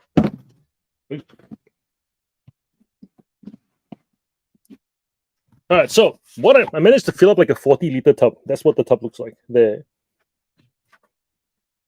Whilst Mel and Tom were doing trolleys worth, that's what I did.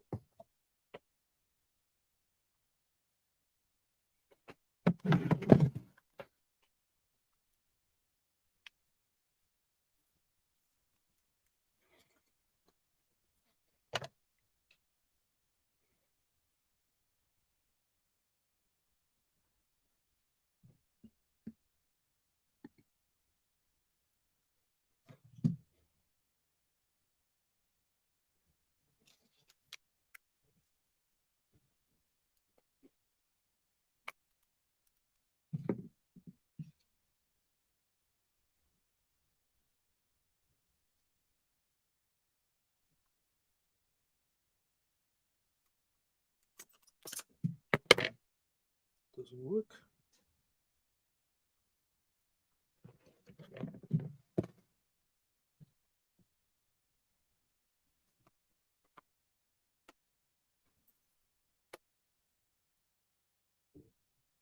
Cool. So let's open the box. What did we pick up? So on the thrifting run with Mel, we picked up, and Tom, we picked up this 30-centimeter purple minion. Bring it closer. This guy. Puffy hair. It was only $1. So $1 to 20 usually with so it's $1. So I think 20 when I looked at the comps with postage. I like looking at comps and getting the with postage number, because the worst thing is when you buy something and then you realize that it's one of those free shipping comps, and then you come home and you realize, no, I've just lost $10. Then there was this like Levi's sweater, which I liked. It was $28, and then it was half price because Savers had 50% off winter gear. So I wanted something that was like a bit of a jackety type thing, but then I tried it on and Jen said it didn't suit me because apparently I don't have lumberjack vibes, but it's a nice material. I'm trying to comp it. I wonder how much it's going for.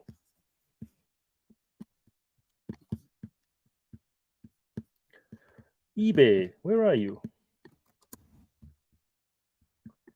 So Levi's, and then it's those of you guys who sell clothes. Do you guys just do the style code? Is that how you guys figure it out?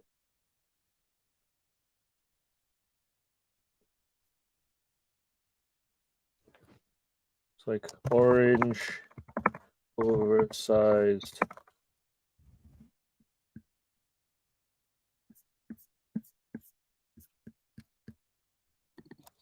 Pull over. Nope. Check it. Nope. Sure. Is that it?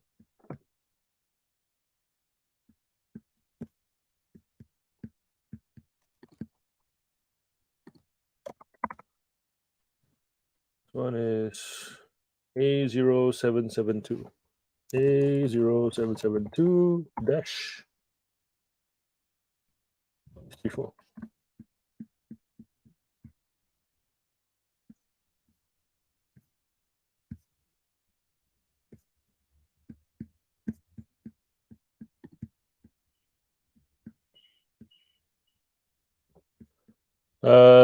Loopy asking, is there a video coming of the thrift run? Yes, it's on Instagram. All the reels are there. I'm gonna stitch it all together. Cool. Latest Paul.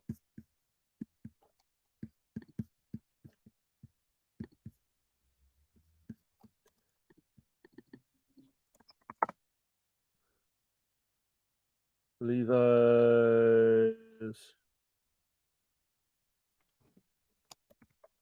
PD138. Is that what it is? Nope. 5138.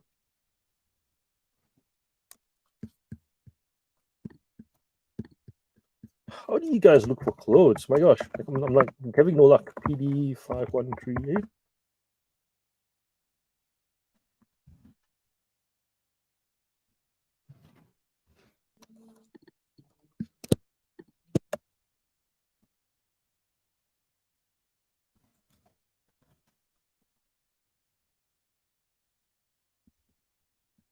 Orange corduroy jacket. That's what it is.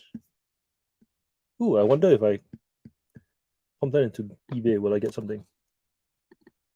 Corduroy jacket zip.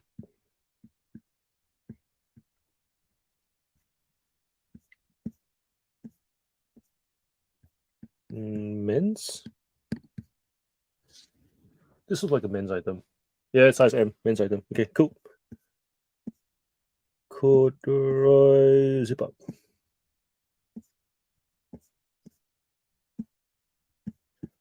Already, I hate doing women's clothing. Men's clothing, sorry. Actually, not already. I hate doing clothing. This is so much harder than doing toys. Straight up.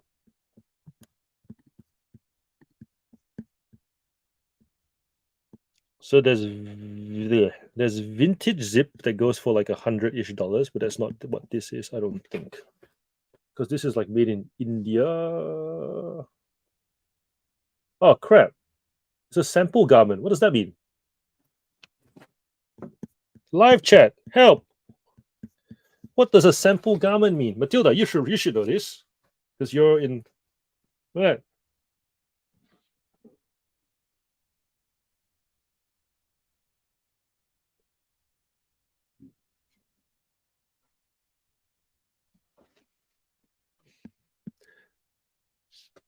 Sample garment. Matilda, help. What does that mean?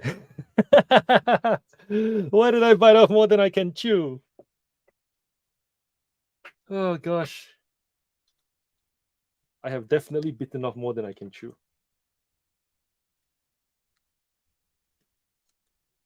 I'm gonna set up the other camera this way.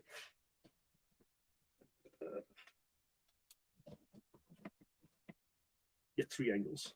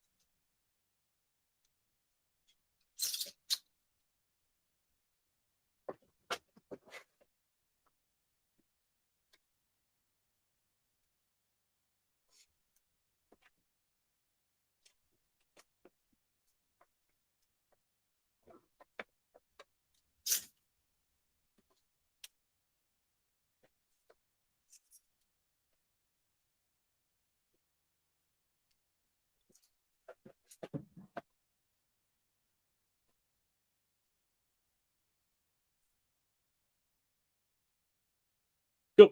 Okay.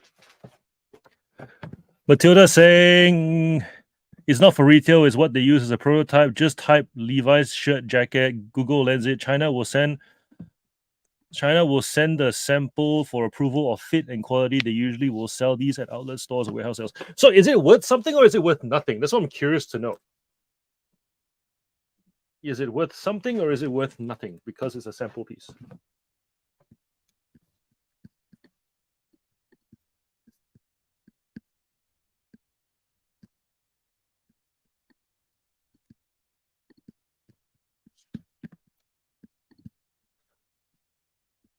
So Levi, corduroy, jacket, shirt. And then men's. And what pattern is what would I describe this kind of like? You know? What would we describe this pattern?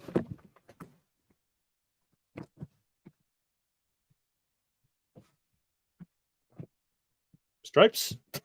It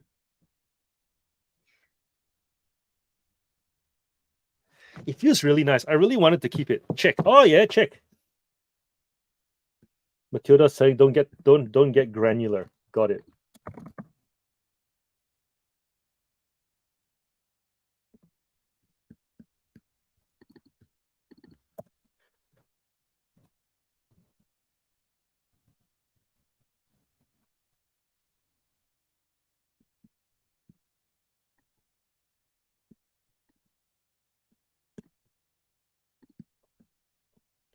So nothing in checkered, nothing in check.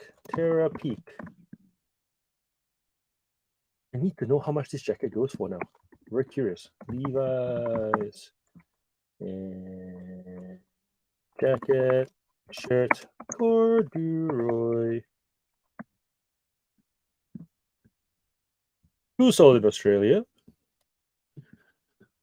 Burnt orange, apparently, is what it's called. So there's burnt orange, but this one is not zipped.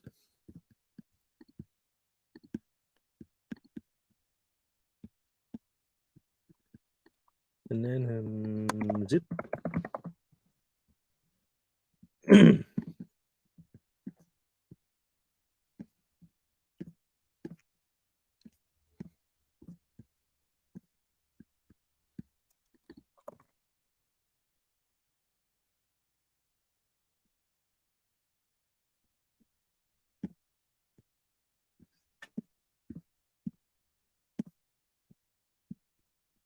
So it's coming up like comps on like the $40-$50 range. That's not too bad. I guess I paid $14 for it. We won't make very much, like $25 after fees. But yeah. So I did pick this up for me, but obviously it's not for me anymore. It's for sale. So that's the first item. I can sense some of you looking at the way I'm folding this going, no, John, that's not how you're meant to fold clothes.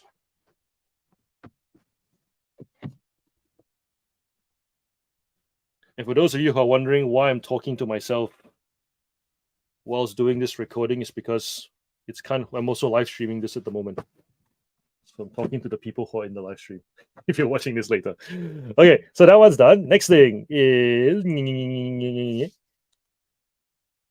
Hello, Christina. Hello. I'm off to help the daughter go through a box of Skylines to see if even one is worth selling. Thanks for keeping me company. Oh, plaid. All right, we'll try the plaid pattern.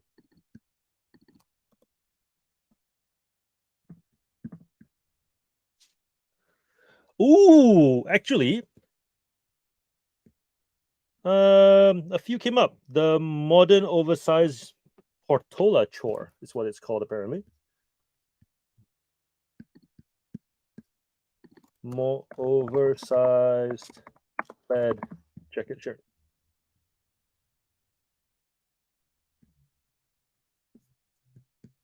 It's not getting us very much.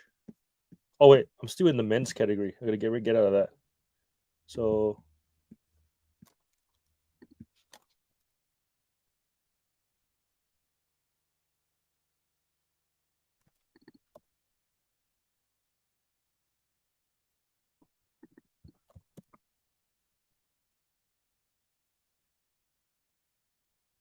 Oversized jacket shirt. Apparently it's unisex. This one has a zip up instead of buttons. I'm seeing a lot of buttons, but not much in terms of zip up.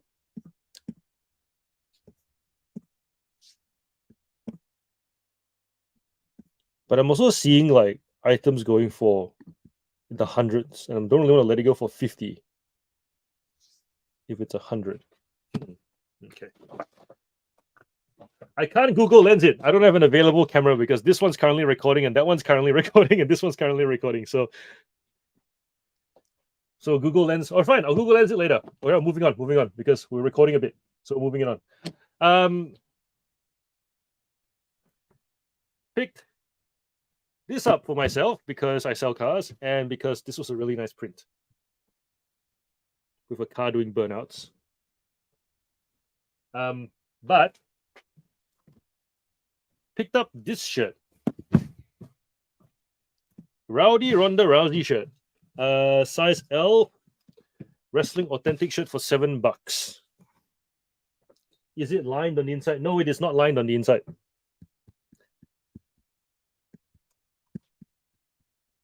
Why are you wasting your time with Google Lens?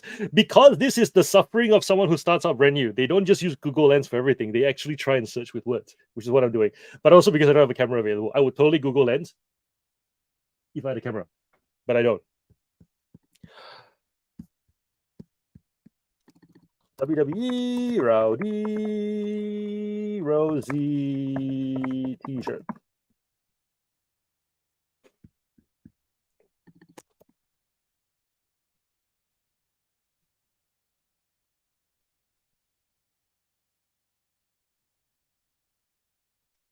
All right, so this shirt goes for 25.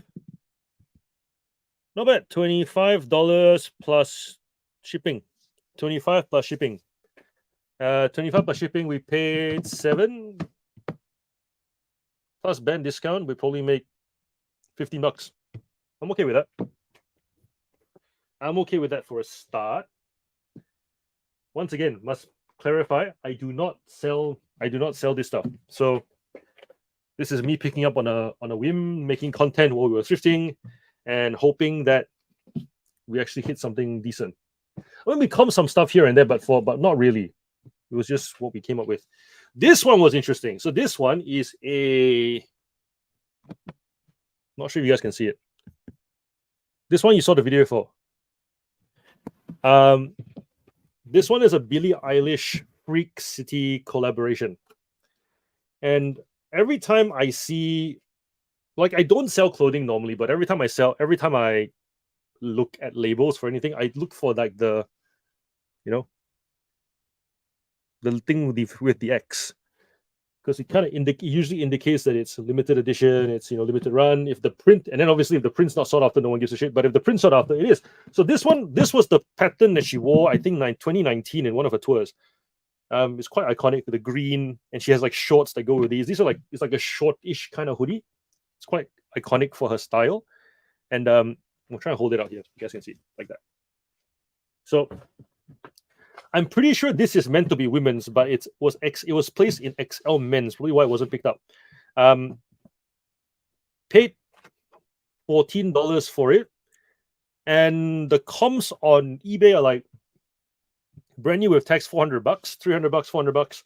Not many of them have sold because I'm guessing it's still relatively new. People keep them instead of sell them, or don't want to sell them because she's still current. But only question for me now is, do I keep it till when she goes on tour next, then only sell it, or do I just sell it and just wait? I'm more than happy to take $200 on it, to be honest. I don't really care that it can go for $400. I just want to move it. So, and when you buy at $14, you can take whatever. So $200 best offer $150 also I would do. But yeah, this was the, I guess, bolo of the trip, because I was only hunting for toys for the most part, and then the stitching is also in pretty good nick. I was hunting for toys, maybe going to clothes to see what I could see. But really, what I'm doing is I'm looking for things that are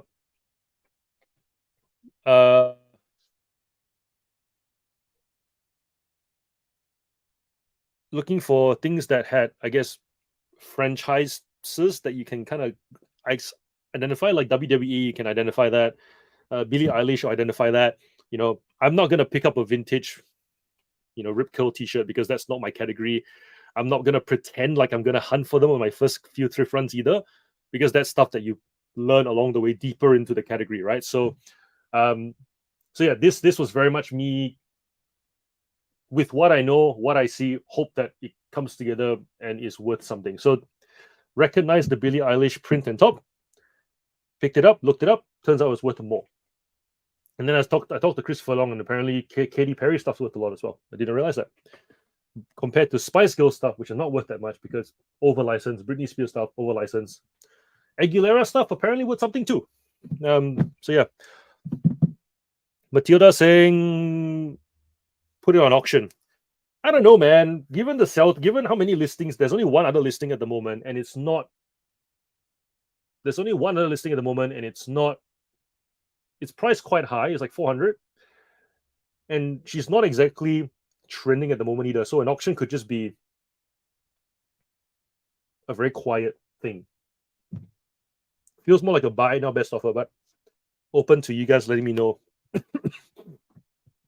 if it should be auctioned or not. But yeah, this was because I was saying to Tom that I wasn't sure. You know, I've never thrifted for a whole day. It's never been rewarding for me that way.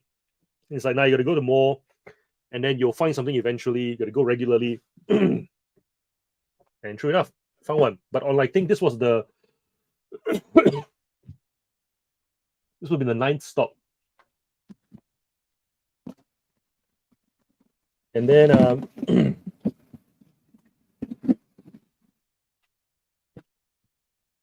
picked up these T Fury shirts for like $4, and I feel like they are not a good buy. But I couldn't resist the print, so I feel like I suckered into this one. So these like bell with a bit of skull kind of like work, and it's a good size too. So I'm not sure how these will do. There's one for Belle and one for Snow White. I saw the Snow White one first, and I thought Snow White's currently been a thing in the media for all the wrong reasons, but it is something people are talking about, hence the search. So I figured, why? Get it? We'll see.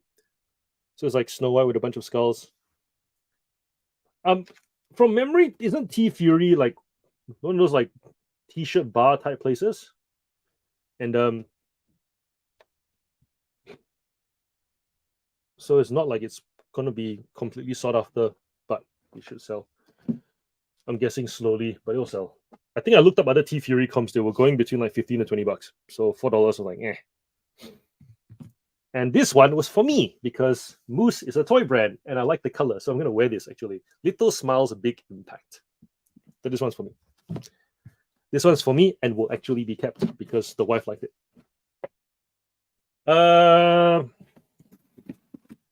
Found a My Little Pony. It just kind of sits on the table. Got to get the hair. The hair looks like it's been cut in places, but it's not cut too long, so you can still play with it. Got to go and soak it and untangle it. So this was $3. How much do you go for? I'm curious.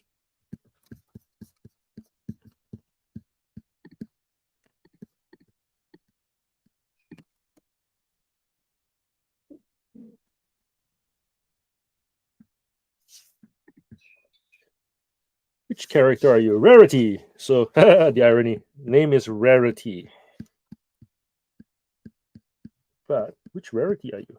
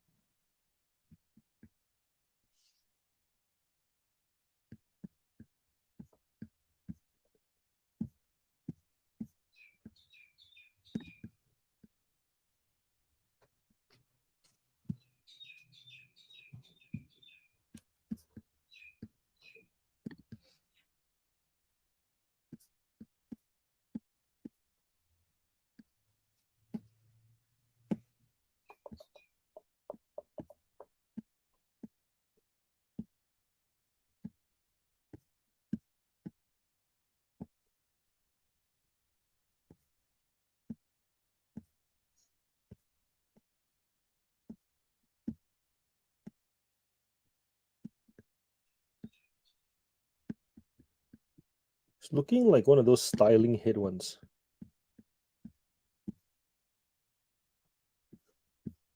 Yeah, it's a styling head. Okay, so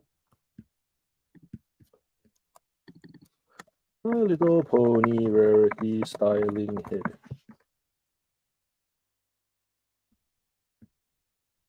It's about $20. Cool. 10 to 20 bucks. Best offer of 10.20. So $3 to 10.20. That's that one. The thing that I got asked the most was, how do you make sense of these packets of toy cars? And I thought it'll be a good exercise to show you what I do with them, because sometimes you pick up stuff with stuff that isn't worth anything, and do you then leave the whole bundle because it's good stuff bundled with crap? So what I wanted to do with this video was to cut all the tags, lay it all out, and then show you guys how I split it so the math makes sense for whoever's still here.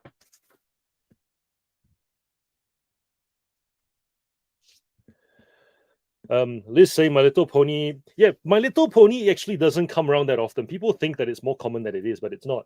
I've also got a stack of books I haven't listed yet. It's really the format. So it could be a very common franchise, but if it's not produced in a particular format a lot, then that format becomes rare, even though the franchise is common. Yeah. So for example, with Pixar Cars, right? People know the movie 1, 2, 3, but then you've got all the Disney Plus like series and offshoots that are not that you only can watch if you're on Disney Plus.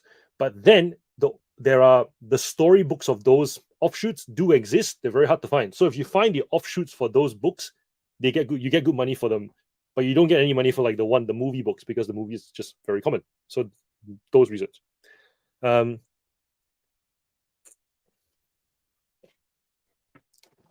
Okay, so cars. Let's go. Let's pick all the tags. So this one is $4.99. So we got $5.99. So that's 6, 5, 6, and another 6. 5, 6, 6. I should be better at this. 17. 17 plus 4, 21. Plus 4, 25. Plus 4, 25. Plus 5, 30. Plus 4, 34. Plus 5, 39. Plus 5, 44. So that's all the. So that's 44. Plus $2, 46. Plus 46 plus 3, 49. Plus 3, 52. Okay, so we paid $52 in toy bags. All right, so we paid $52 in toy bags. What's worth something? What's worth nothing?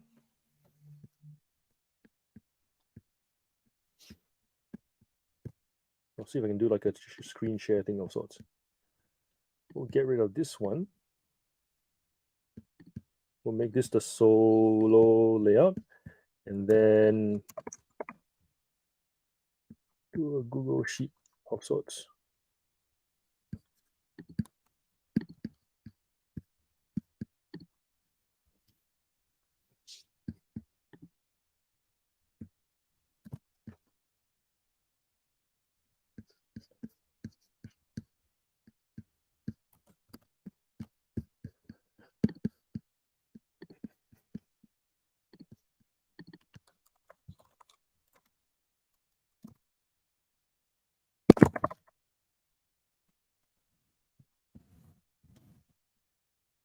So I'll share this screen.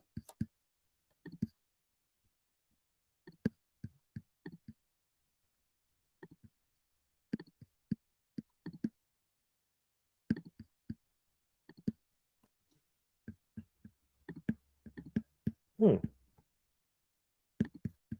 not letting me share that screen. Why not?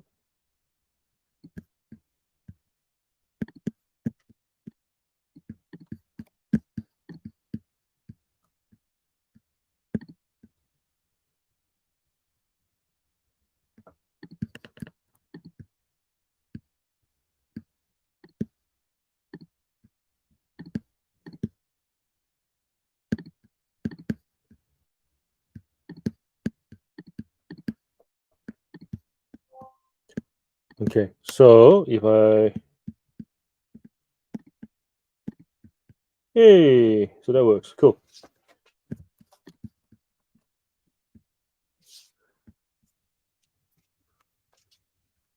Off to do a post run next to the stream. Latest Dave probably wasn't mass produced and no one liked it. It ordered it. It was a manager buyer for a surf shop for a decade.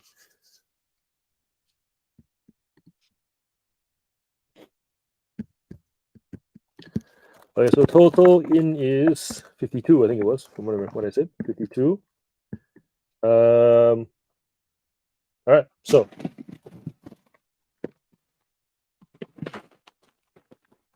first bag, lace truck. So these push down ones, I generally move them for about 15. That's rubbish. Lace truck, 15. And then we have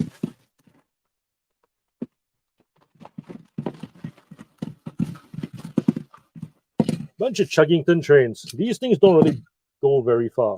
But these ones don't really go very far. But these characters still go for something. So this guy fetches 20. This goes for about 5 with all the scratched paint. These two go for about 10 each. So we're doing 1, 2, 10, 20, 30, 40. Let's just say 30. Conservative.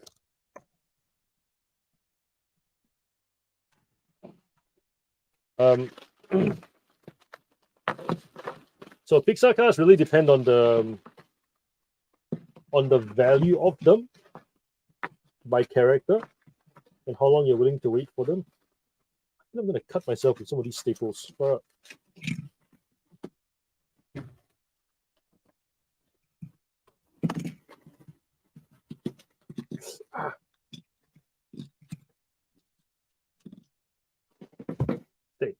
All right, so these guys go for about $8 each because they've got a couple of chips in the front.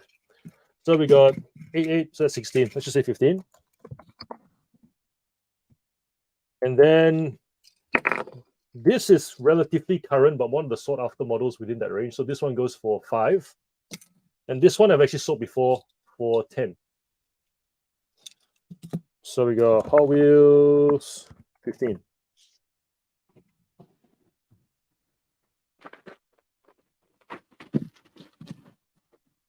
This bag I literally only picked up for this car. So this car is an example of something that someone will buy just for the casting. So paint's in really good nick. Even though the wheels are a little bit scuffed, it's okay. So this goes for about 15. The rest don't care.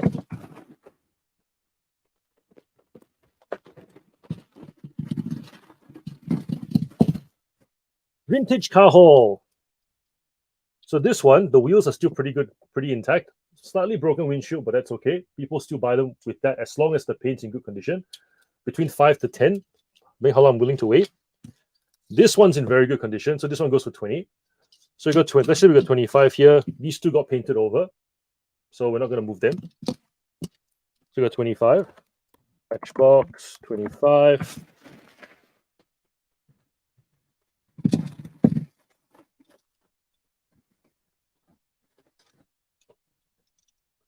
These really old Lone Star ones, people buy them just to repaint them because the actual casting isn't made anymore. So as long as the axles aren't bent, in which case these aren't, people will still buy them for like $10 just to restore them. So that's 10. I've never picked up this Datsun before, but the paint's all in relatively good nick, and the stickers are still intact. Does the bonnet still open? Does it open the other way?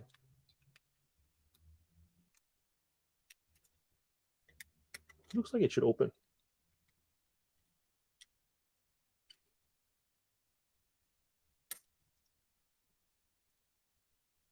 Button there. I'll figure it out. I think there's meant to be a button that's meant to open it. Little like tiny little switch over there. How much do you go for? I'm curious. Super King's Datsun 240Z.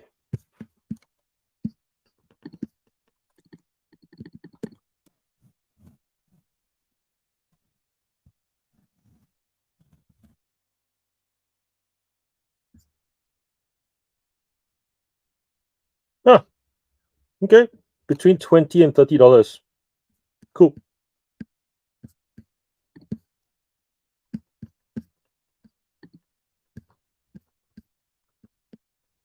I'm okay with that. So Matchbox, we have say 10, just say 20, and this one still has the person on it. That's why I picked it up. So normally this car I pick up plenty. It's missing the last attachment. So it's just this like moving stick without the actual person. This one has the person in it. So from memory, these go for about 22. Stock profile range.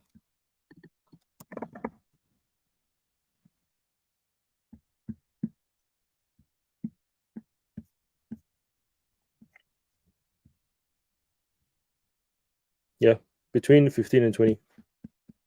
So we got 10, 20, let's just say another 10, 40.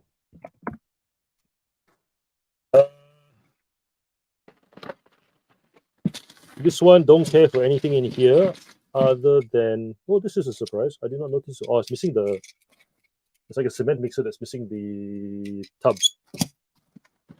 Picked it up for the Dragon. This one goes for 10.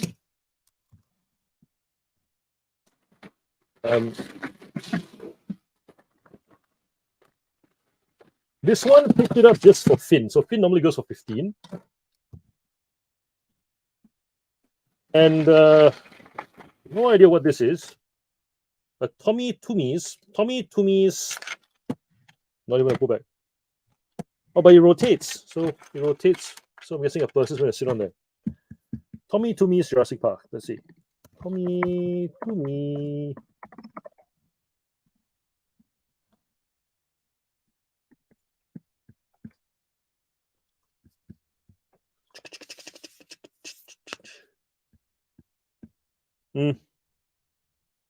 Nothing particularly interesting here.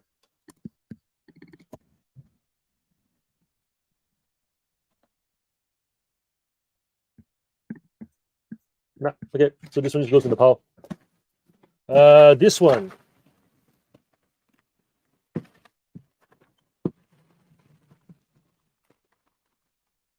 So this billboard shifting toy, we've sold it for 20 in the past. And then this is just some random made in China truck that no one cares about. I don't know what this is. I got to comp it. But it was very much like a bonus buy because everything else was already covered, so to speak. So at the moment, we're sitting on total out is, let's just sum it all up, equals B2 to B100. So we're sitting on $200 in sales on $52 in $52 paid so far, in far as toy bag is concerned. This is the fun part. Okay. So this goes for about 5. This goes for about, oh, this one's a bit scuffed. No. This one's no. This one goes for about, I think the ambulances, I've sold them between 5 and 10, depending on condition. And this one, the paint's mostly intact as well, as you can see. Like usually these bits get scuffed up, but this one's not. This is a 5 each, so that's 10. This one, the axle's a bit bent, paint's a bit can I bend it back? Does it roll straight? No. Okay. No. Bone Shaker goes to about 5. That's 15. That one missing the fender. This one no one cares about. This one we do. This one is so scratched, which I'm not happy about. And this one's missing paint. Okay. So we got 5, 10, 15. This one we've sold for 8 before. So let's just say 5, 20. It's these ones that I'm curious about because these ones, they've got the rubber wheels now. So they're the premium ones, right? Matchbox and Hot Wheels. This one I've sold for 10 before. So it says 20, 30, and I'm assuming this is going to be 10, if not more. But even if we go with 10, 20, 30, 40.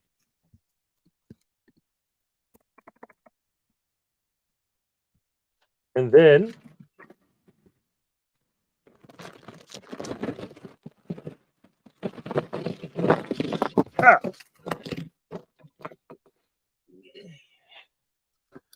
Not valuable. Not valuable. This one we've sold it for 3. Not valuable.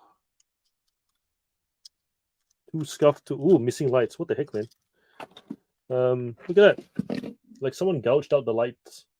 Creepy. Not valuable.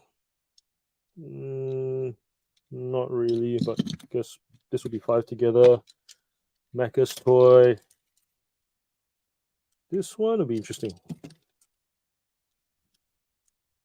Nah, 2 scuff. Nah. Yes, and hey, Granny, you want donuts? Okay.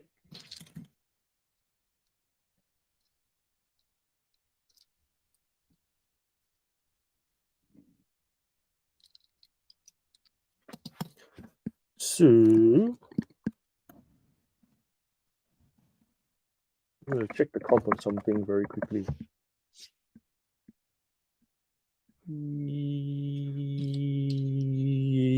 Yeah, this is the Boulevard Bone Shaker. Cool.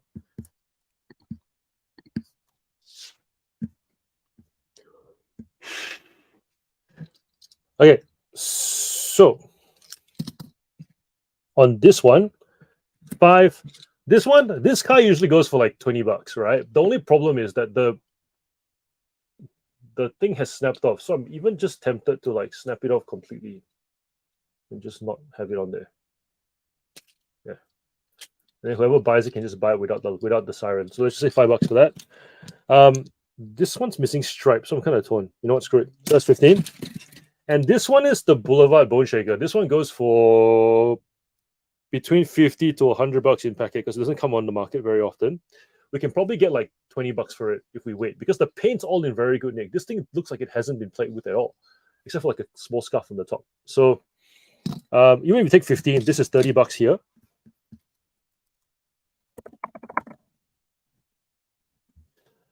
And then that's just random stuff, wild card that I've got no idea what it is, and we'll figure it out. But in short, we're sitting on $270 on a $52 buy. So yeah, that's kind of what it's like when I buy toy cars in bulk lots, toy bags. That's it, really. So this was my adventure going out with Mel and Tom.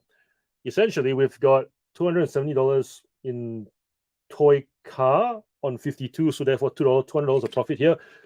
That bulk lot's probably going to go for like $10 on marketplace. So let's say 210. This looks like some random Chinese made connectables, but they look vintagey as well. So I'm guessing there was something. Wait, I can see a label, but it's not really a clear label. SC, I don't know. Google Lens it later when I've got something. So where are we at? So about $210 profit.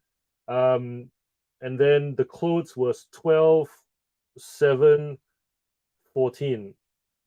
12, 7, 14, 19, 14, 30, 33. This one's going to go for, let's say 200. This one's going to go for 200. That one was sitting at about, I think 25 from memory. So 225. And this one maybe another 50.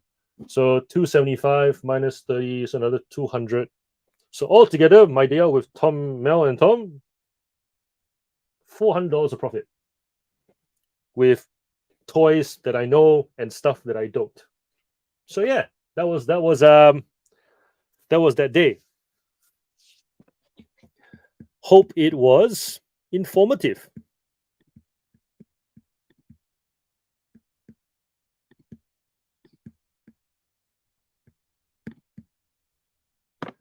Any questions?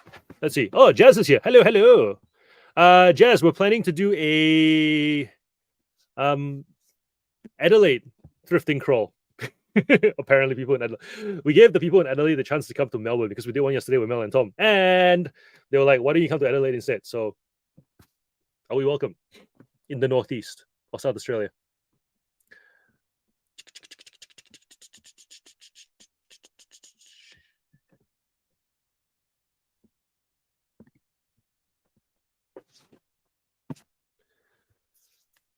I'm keen to go to get. Oh wait, we forgot about the minion. So $400 plus another $20 for the minion. Yeah. Okay. So $420 of profit on my first full day of thrifting. That's not bad.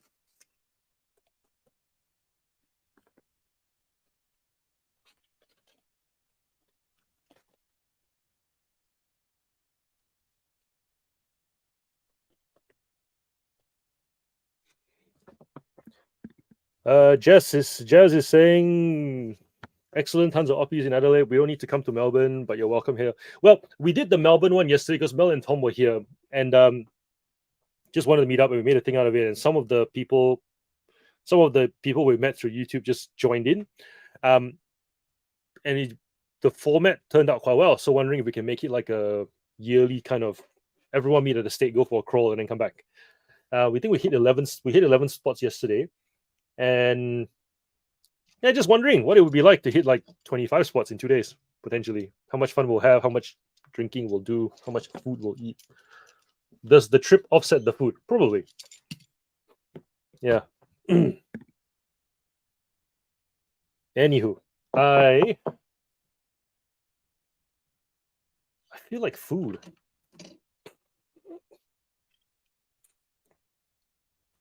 How's everyone else going? What's everyone doing? How are we feeling on this wet, or in my case, a wet Friday afternoon? Lo, just trying to plan the afternoon and told partner you should be going until about 4. He's going fishing in the morning. It has to be there for 30 a.m. He said he will leave right after then. He thought I meant you were going until 4 a.m. Well, I didn't plan today very well because I had packing to do, but then I'm also hungry and I need to go get food. I don't know how to bring you guys with me. This week was a weird week because I didn't quite factor how today would be after yesterday. Oh, I actually have more stuff. I have more stuff to process. I'll do that then before I go get food. That's fun. We love a group thrift. If you can snag a bus tour, it's heaps of fun because we get driven around all together and you can socialize in between too. Yeah, good point. But then how much stuff can you carry in a bus tour? Because like if you think of Mel and Tom, Mel bought like almost 2 trolleys worth of books. And if I were to actually go hard as opposed to try and socialize and thrift, I'd imagine I'd also picked up a trolley and a half, maybe 2.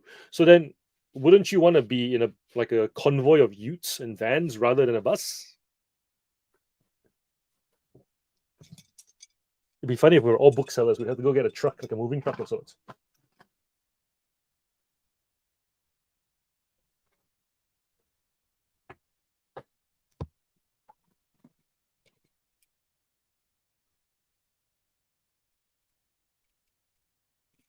Whee!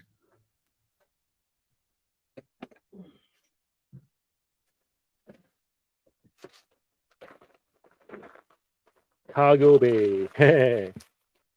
With a few IKEA bags.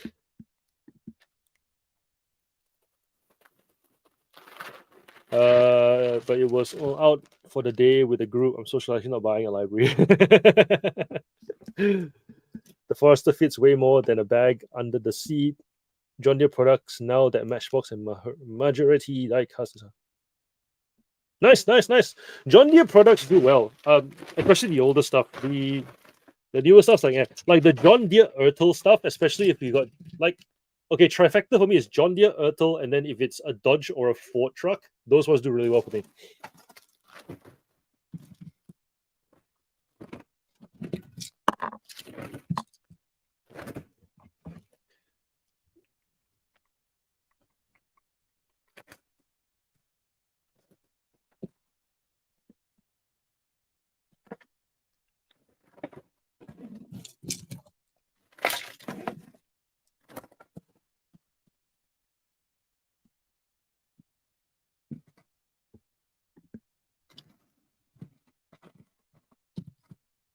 Jazz is wondering, imagine if you get things delivered just from the op shop to your house. Wouldn't that be lovely? Oh, we went to one of the op shops and they said that they get YouTubers a lot, and we were asking who they were. And as they were describing them, I was like, "Oh, it's Mitch and Aaron, whoever they are. I've never met them before. Anybody know who they are? Mitch and Aaron?"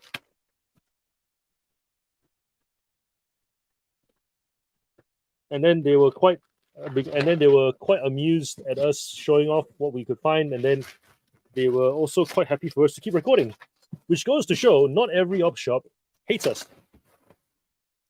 which can be the assumption sometimes. But yeah, not every op shop hates us. Most of them are quite accommodating. One of them actually saw us filming, and they were like, "Oh, what are you filming? We told them what we're doing," and then we kind of had a moment of like education, which is pretty cool too.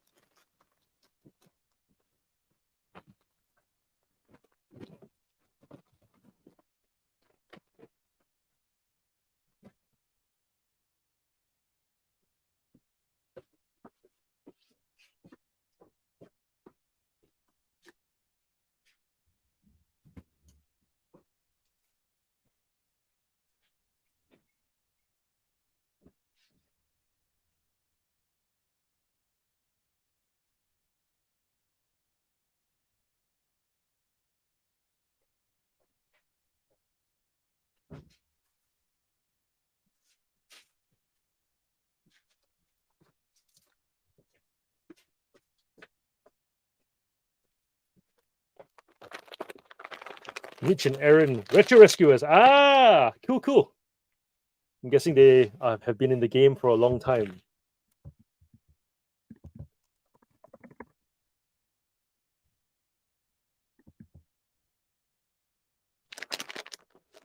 Hungry Me found peanuts.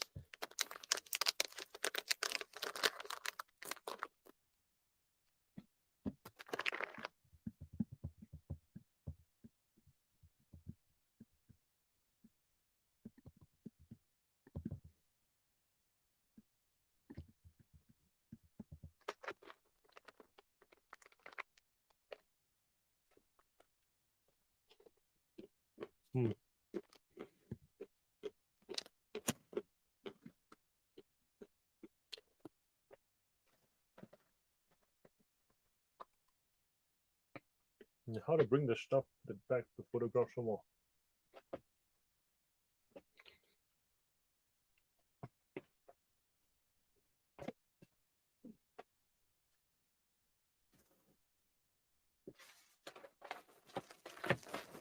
No, my head's in like a haze at the moment. I think you know what it is. It's being under the weather, plus knowing that the kids are not going to be home tonight, knowing that I'm going to get a good night's sleep tonight, and I feel like the way you feel the weekend before your Europe holiday, it's like the last day before you go, you're not thinking about work anymore. Your brain keeps floating away. Yeah, my brain's floating away a fair bit today. Ooh.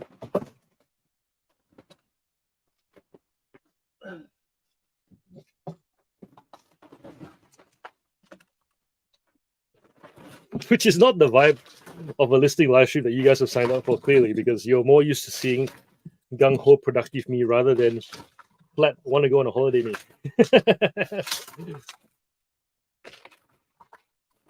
I'm still here and we're still going.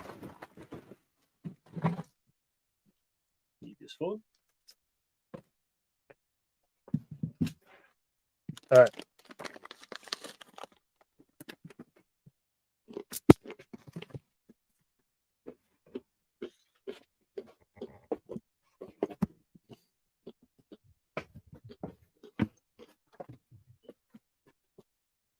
Hiya.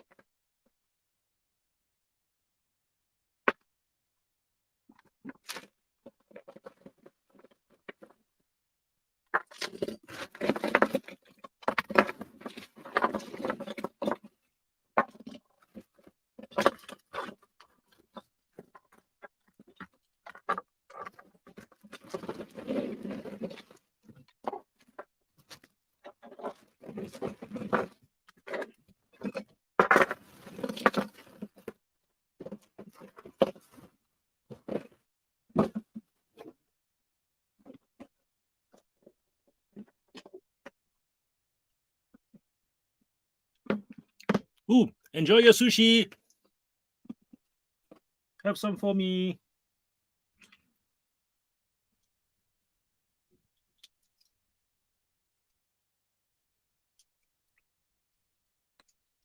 The reason I'm having a packet of peanuts is because I'm trying not to ruin my appetite because we're going to go have French tonight. Ooh, that's not good. Why are you going sideways? All right.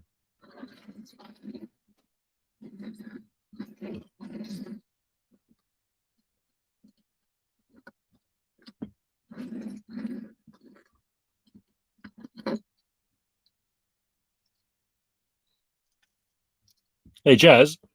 I just saw the title of your latest video and I'm scared to watch it. Should I be scared to watch it?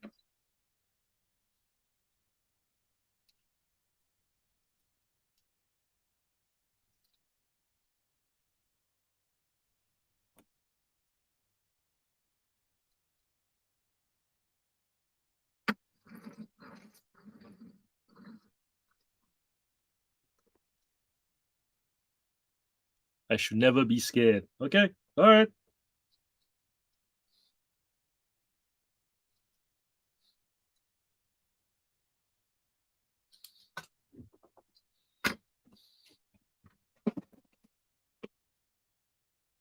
Matilda coming in with it was very balanced. All right. Cool. I'll check it out. But I will not commit to do a reaction video just because I haven't done one to your gaming hall yet. And people have been asking for it. The internet's amazing for accountability. It's like the moment you say you're going to do something, everyone's like, where is it? Where is it? Where is it? Where is it?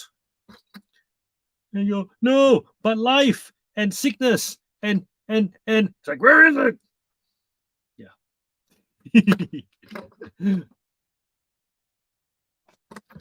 It'll get done. It will get done.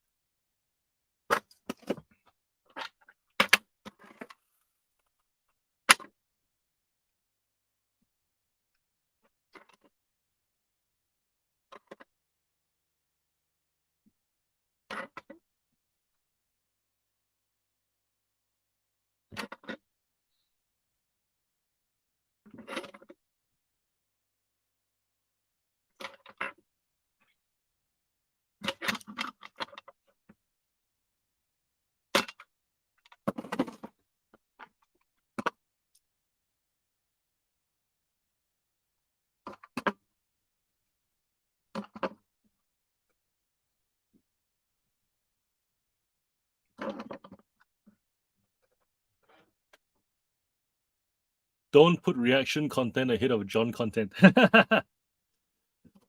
Well, there isn't much John content to be made at the moment. I feel like I've already made as much content as I can. I think I did 330 something videos in 365 days.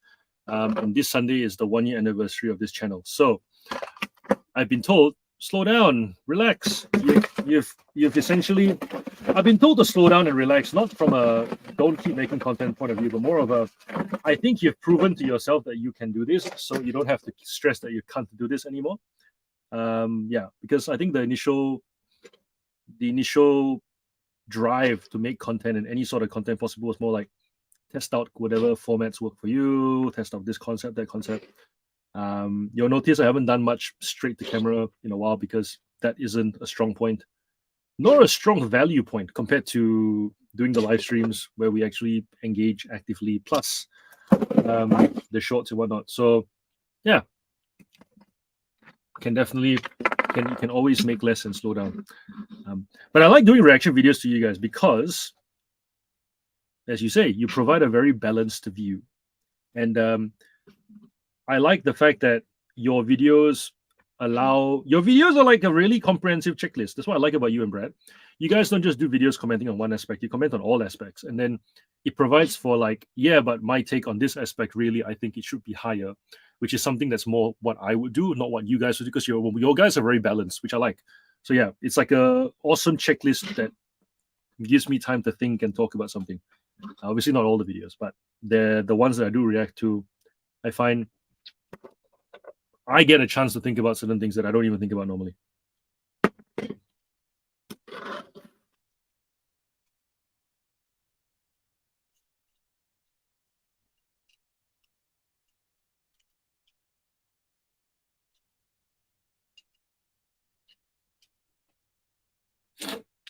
Where is Courtney's store? Nobody knows. I think since that series stopped, has anybody actually tracked it? I've stopped. I've stopped tracking that whole channel. This was just American stuff for a while, isn't it?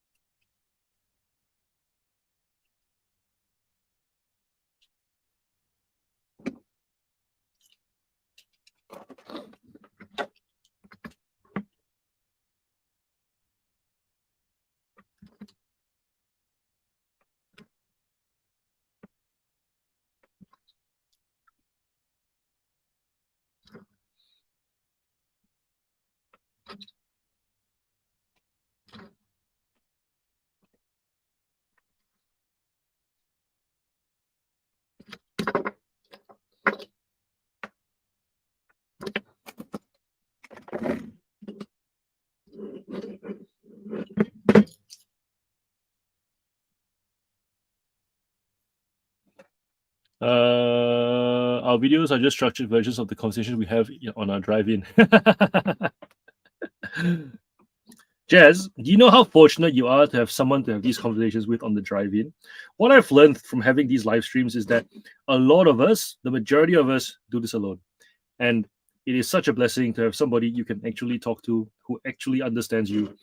Because, like, as awesome as Jen is, as my wife and as my life partner, all this business stuff does not come naturally to her. And oftentimes it's me teaching her things and her clarifying rather than actually being a back and forth banter.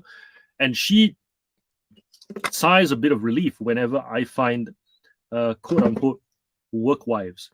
Not other females, obviously, because that's not cool. But like when we had dinner with Tom and Mel, right? When she hears Thomas speak, she's like, John, you need to talk to Tom more because obviously he can keep you accountable and he can, help you to nut through some things that I'm not going to be able to, nor do I want that position either. So yeah, it is an awesome thing to have a partner who actually understands the business the way you do and can not just like, we talk about, like a lot of the people in the live streams, they just want support. Forget about a partner to talk to, just support. Like support the idea, leave me be. You have next level, which is support and collaboration and idea sharing and building together, which is pretty dope. So I hope you realize how awesome you have it. Lifestyle reseller, hello. Is it your first time here? If it is, let us know your name if you want to, and also whereabouts you're from. If you have been on one of these live streams before and I've forgotten your name, I'm so sorry. Jazz says, I don't take it for granted, and it's all a blessing to be obsessed with the same thing. Okay, so lifestyle reseller is Sam. Hello, Sam. Lovely of you to pop in.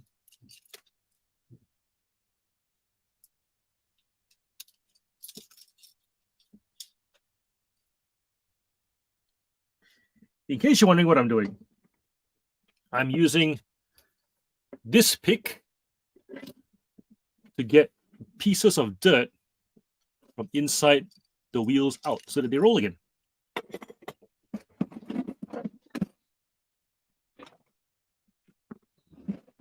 Matilda is thankful for reselling buddies. Yeah. That's why we do it.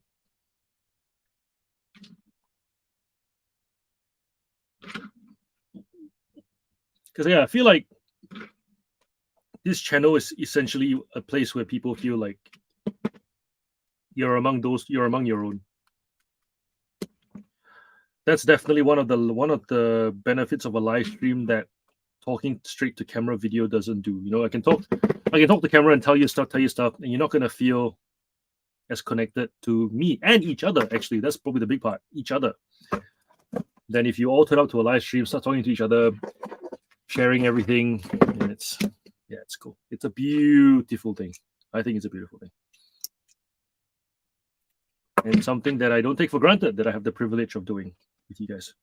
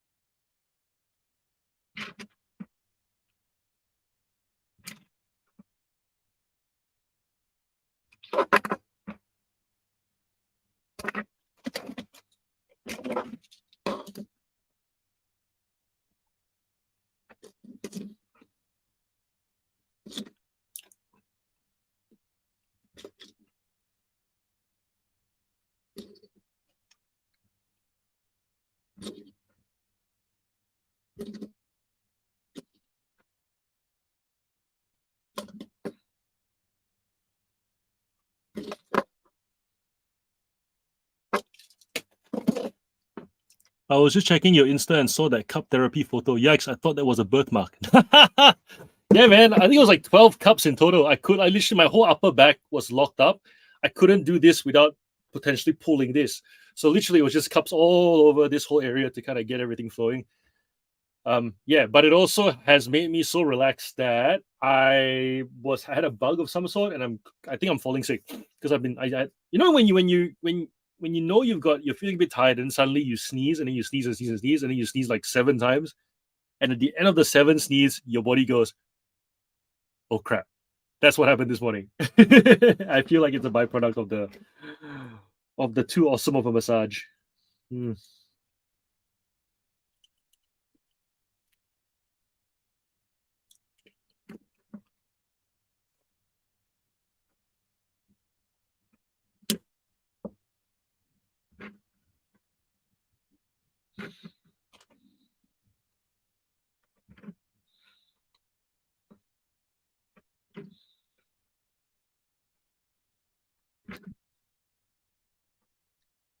Yeah, if you guys ever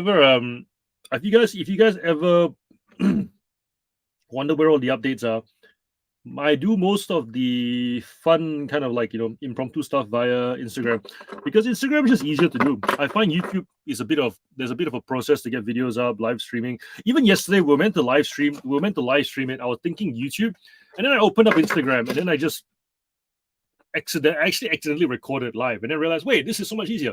So hence all of yesterday's stuff with Tom and Mel is on Instagram, because doing it on YouTube just felt more tedious, hooking up multiple devices, trying to check the chat. So if you go to Instagram, you can see all the quote unquote fun we got up to and what to expect if we do another one. Sorry, when we do another one, because we definitely will do more thrift crawling in the future. I had fun. It was a good break from the usual stuck in the garage working. Yes, Sam, I am in my basement. So this is where I take photographs. photographs, the stuff behind me. This is like quote unquote bulk lot death pile that I've got to move through Marketplace.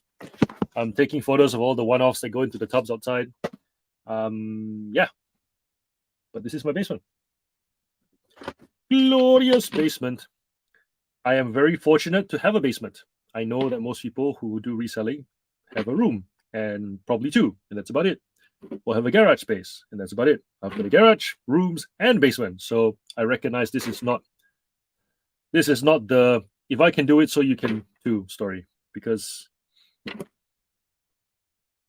I do have the luxury of a lot more space than most resellers starting out. So I'm thankful for that. But that being said, I think category has a lot to do with it. So when I think about the amount of space I've got, and I think about the things that I sell, it's easy to follow. If someone said to me, "Hey John, go sell consoles, you'll make a lot of money," I wouldn't do it because it takes up more space. I make more money selling toys because toys are much smaller. They take up less space. So every time I've made a decision while stuck in, and I say stuck in the sense that I do want a warehouse, but financially I don't really want to commit to a warehouse, and also because I want to be close to the family. So it feels kind of stuck, but then at the same time it's not really stuck. It's like we're here for the next 5 years, and we'll only move out when the kids actually need more of the house. You know, big kids take up space. Drum kits, guitar with amp, one table for homework, one table for something else. You know, like unfinished project space taking, right? One place for a mat to do kickboxing. I don't know. So I've got a 5-year timeline where I need to move out of this place so that the kids can have more space to work with. And so until then, whenever I think of a new category, it's always something this small. Twice. Maybe when we move out to a warehouse, I'll consider bigger things. But also, it's not necessary that bigger things actually have a higher ASP. You know what I mean? Like we were comparing things like plushes and lawnmowers and whatever. For the amount of space that a lawnmower takes up, buying and selling, you could probably make the same amount of profit with toys. So, and some of the other stuff that's higher value, you know, with saying like premium amplifiers and, you know, hi-fi audio kind of stuff, you do need a lot more education before you can jump into a category like that. You don't just buy and sell and hope for the best. Same with computers, tech. Like Paul Laurie, who's one of the admins here, he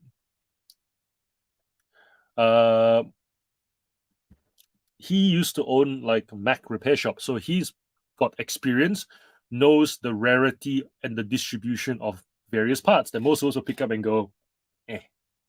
So you know what I mean? Like he has parts where he would say, it's tested, but I don't have to test it because I know that it comes tested. But most of us, if we pick up the part, we go, I don't have the device, I'm not going to test it. And then because I'm not going to test it, I'm afraid of an INAD. So that's the difference between someone who has the background experience selling the item and someone who doesn't. So how many of you guys actually pick up games, you know, Skylanders, whatever it might be, right? Games that involve a device. And because you don't have the device, you don't test it, you don't move, you don't pick it up. Versus those of you who know that without the device, there's a good chance this item still works because it's an item that probably would never have not worked anyways. You know what I mean? Loopy going, there's a YouTube market gap for a reseller working out of a small living space. Agreed. I would love to see Avalon, if you're still here, I would love for you to, I know you are at capacity with all the studying and work, but if you ever decide to do a YouTube channel, it will be cool to see how you work out of a small space. I think Mandy Jones, who's normally here on the night streams on Tuesday, she also has a small space. I think she just works out of one room. So if you guys don't know, Thrifty Mandy is her Instagram handle. I'll send it to you. And then you can see she works out of a small space as well. She's based in WA, I think. I'll find her.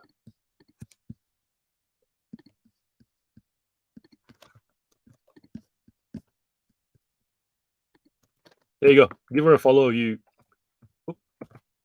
her a follow. So she works out of a small space. Sam saying Eco Thrifter. Yep, I've seen Eco Thrifter's one as well. And with a new baby.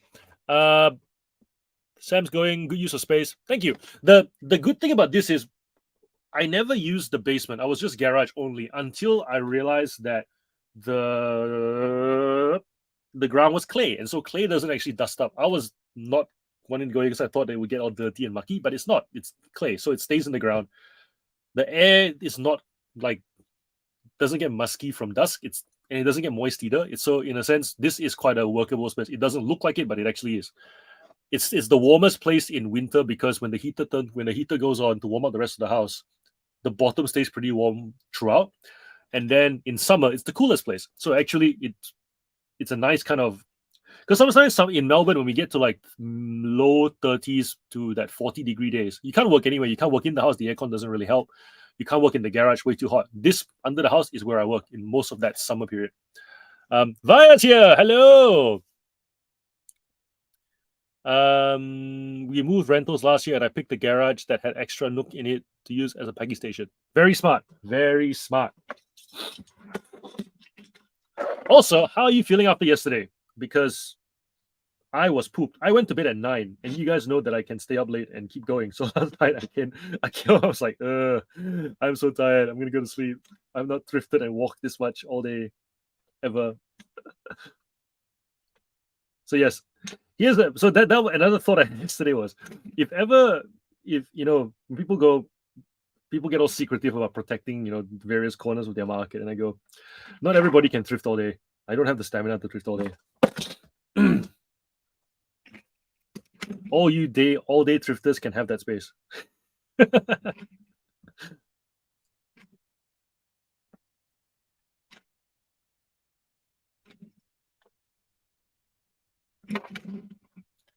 Tired but okay. I only did half a thrift. Oh yeah, you did. Because you only joined us at the lunch onwards bit.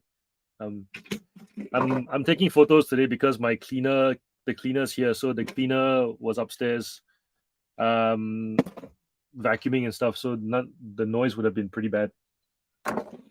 We get a cleaner come in every fortnight because I don't enjoy cleaning the house, and we realized that it was better use of time and money to just get the cleaner instead of trying to make it a thing. Which is also interesting because then it's like you're raising kids to be okay having a cleaner instead of cleaning their own house. But I suppose if you teach them to make enough money to justify it, is that okay?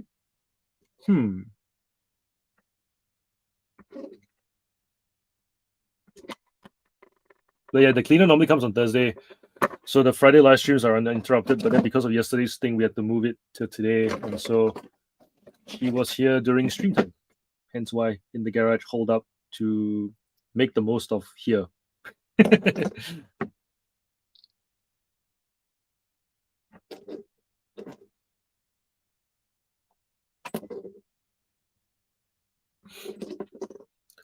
I picked up a free haul of medical books last night. Haven't had energy to haul them out of my car.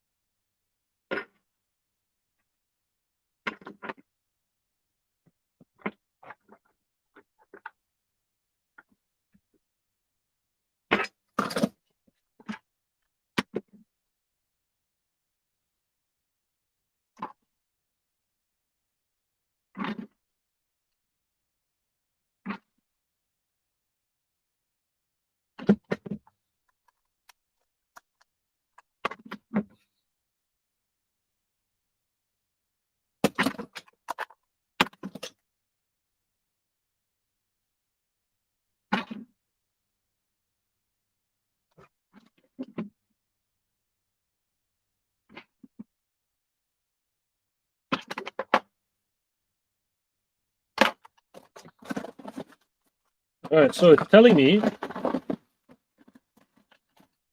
that the computer is going to die soon. So I think this is where I leave you. But let me know in the comments if you find this format better. A nice change from seeing me sideways at the table with the two cameras. In the comments, give the stream a like if you haven't yet. That does help the algorithm apparently. And just going, love finding tips for reusing things like the backing of postage labels to fill out cardboard tubes to make them the inside. Oh yeah, that's pretty cool. I saw you guys using label packings and I've started using them too. Brilliant. Okay. Bunker view is fun.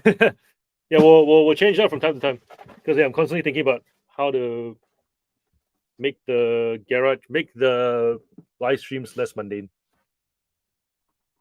Until next time, take care, everyone. Bye.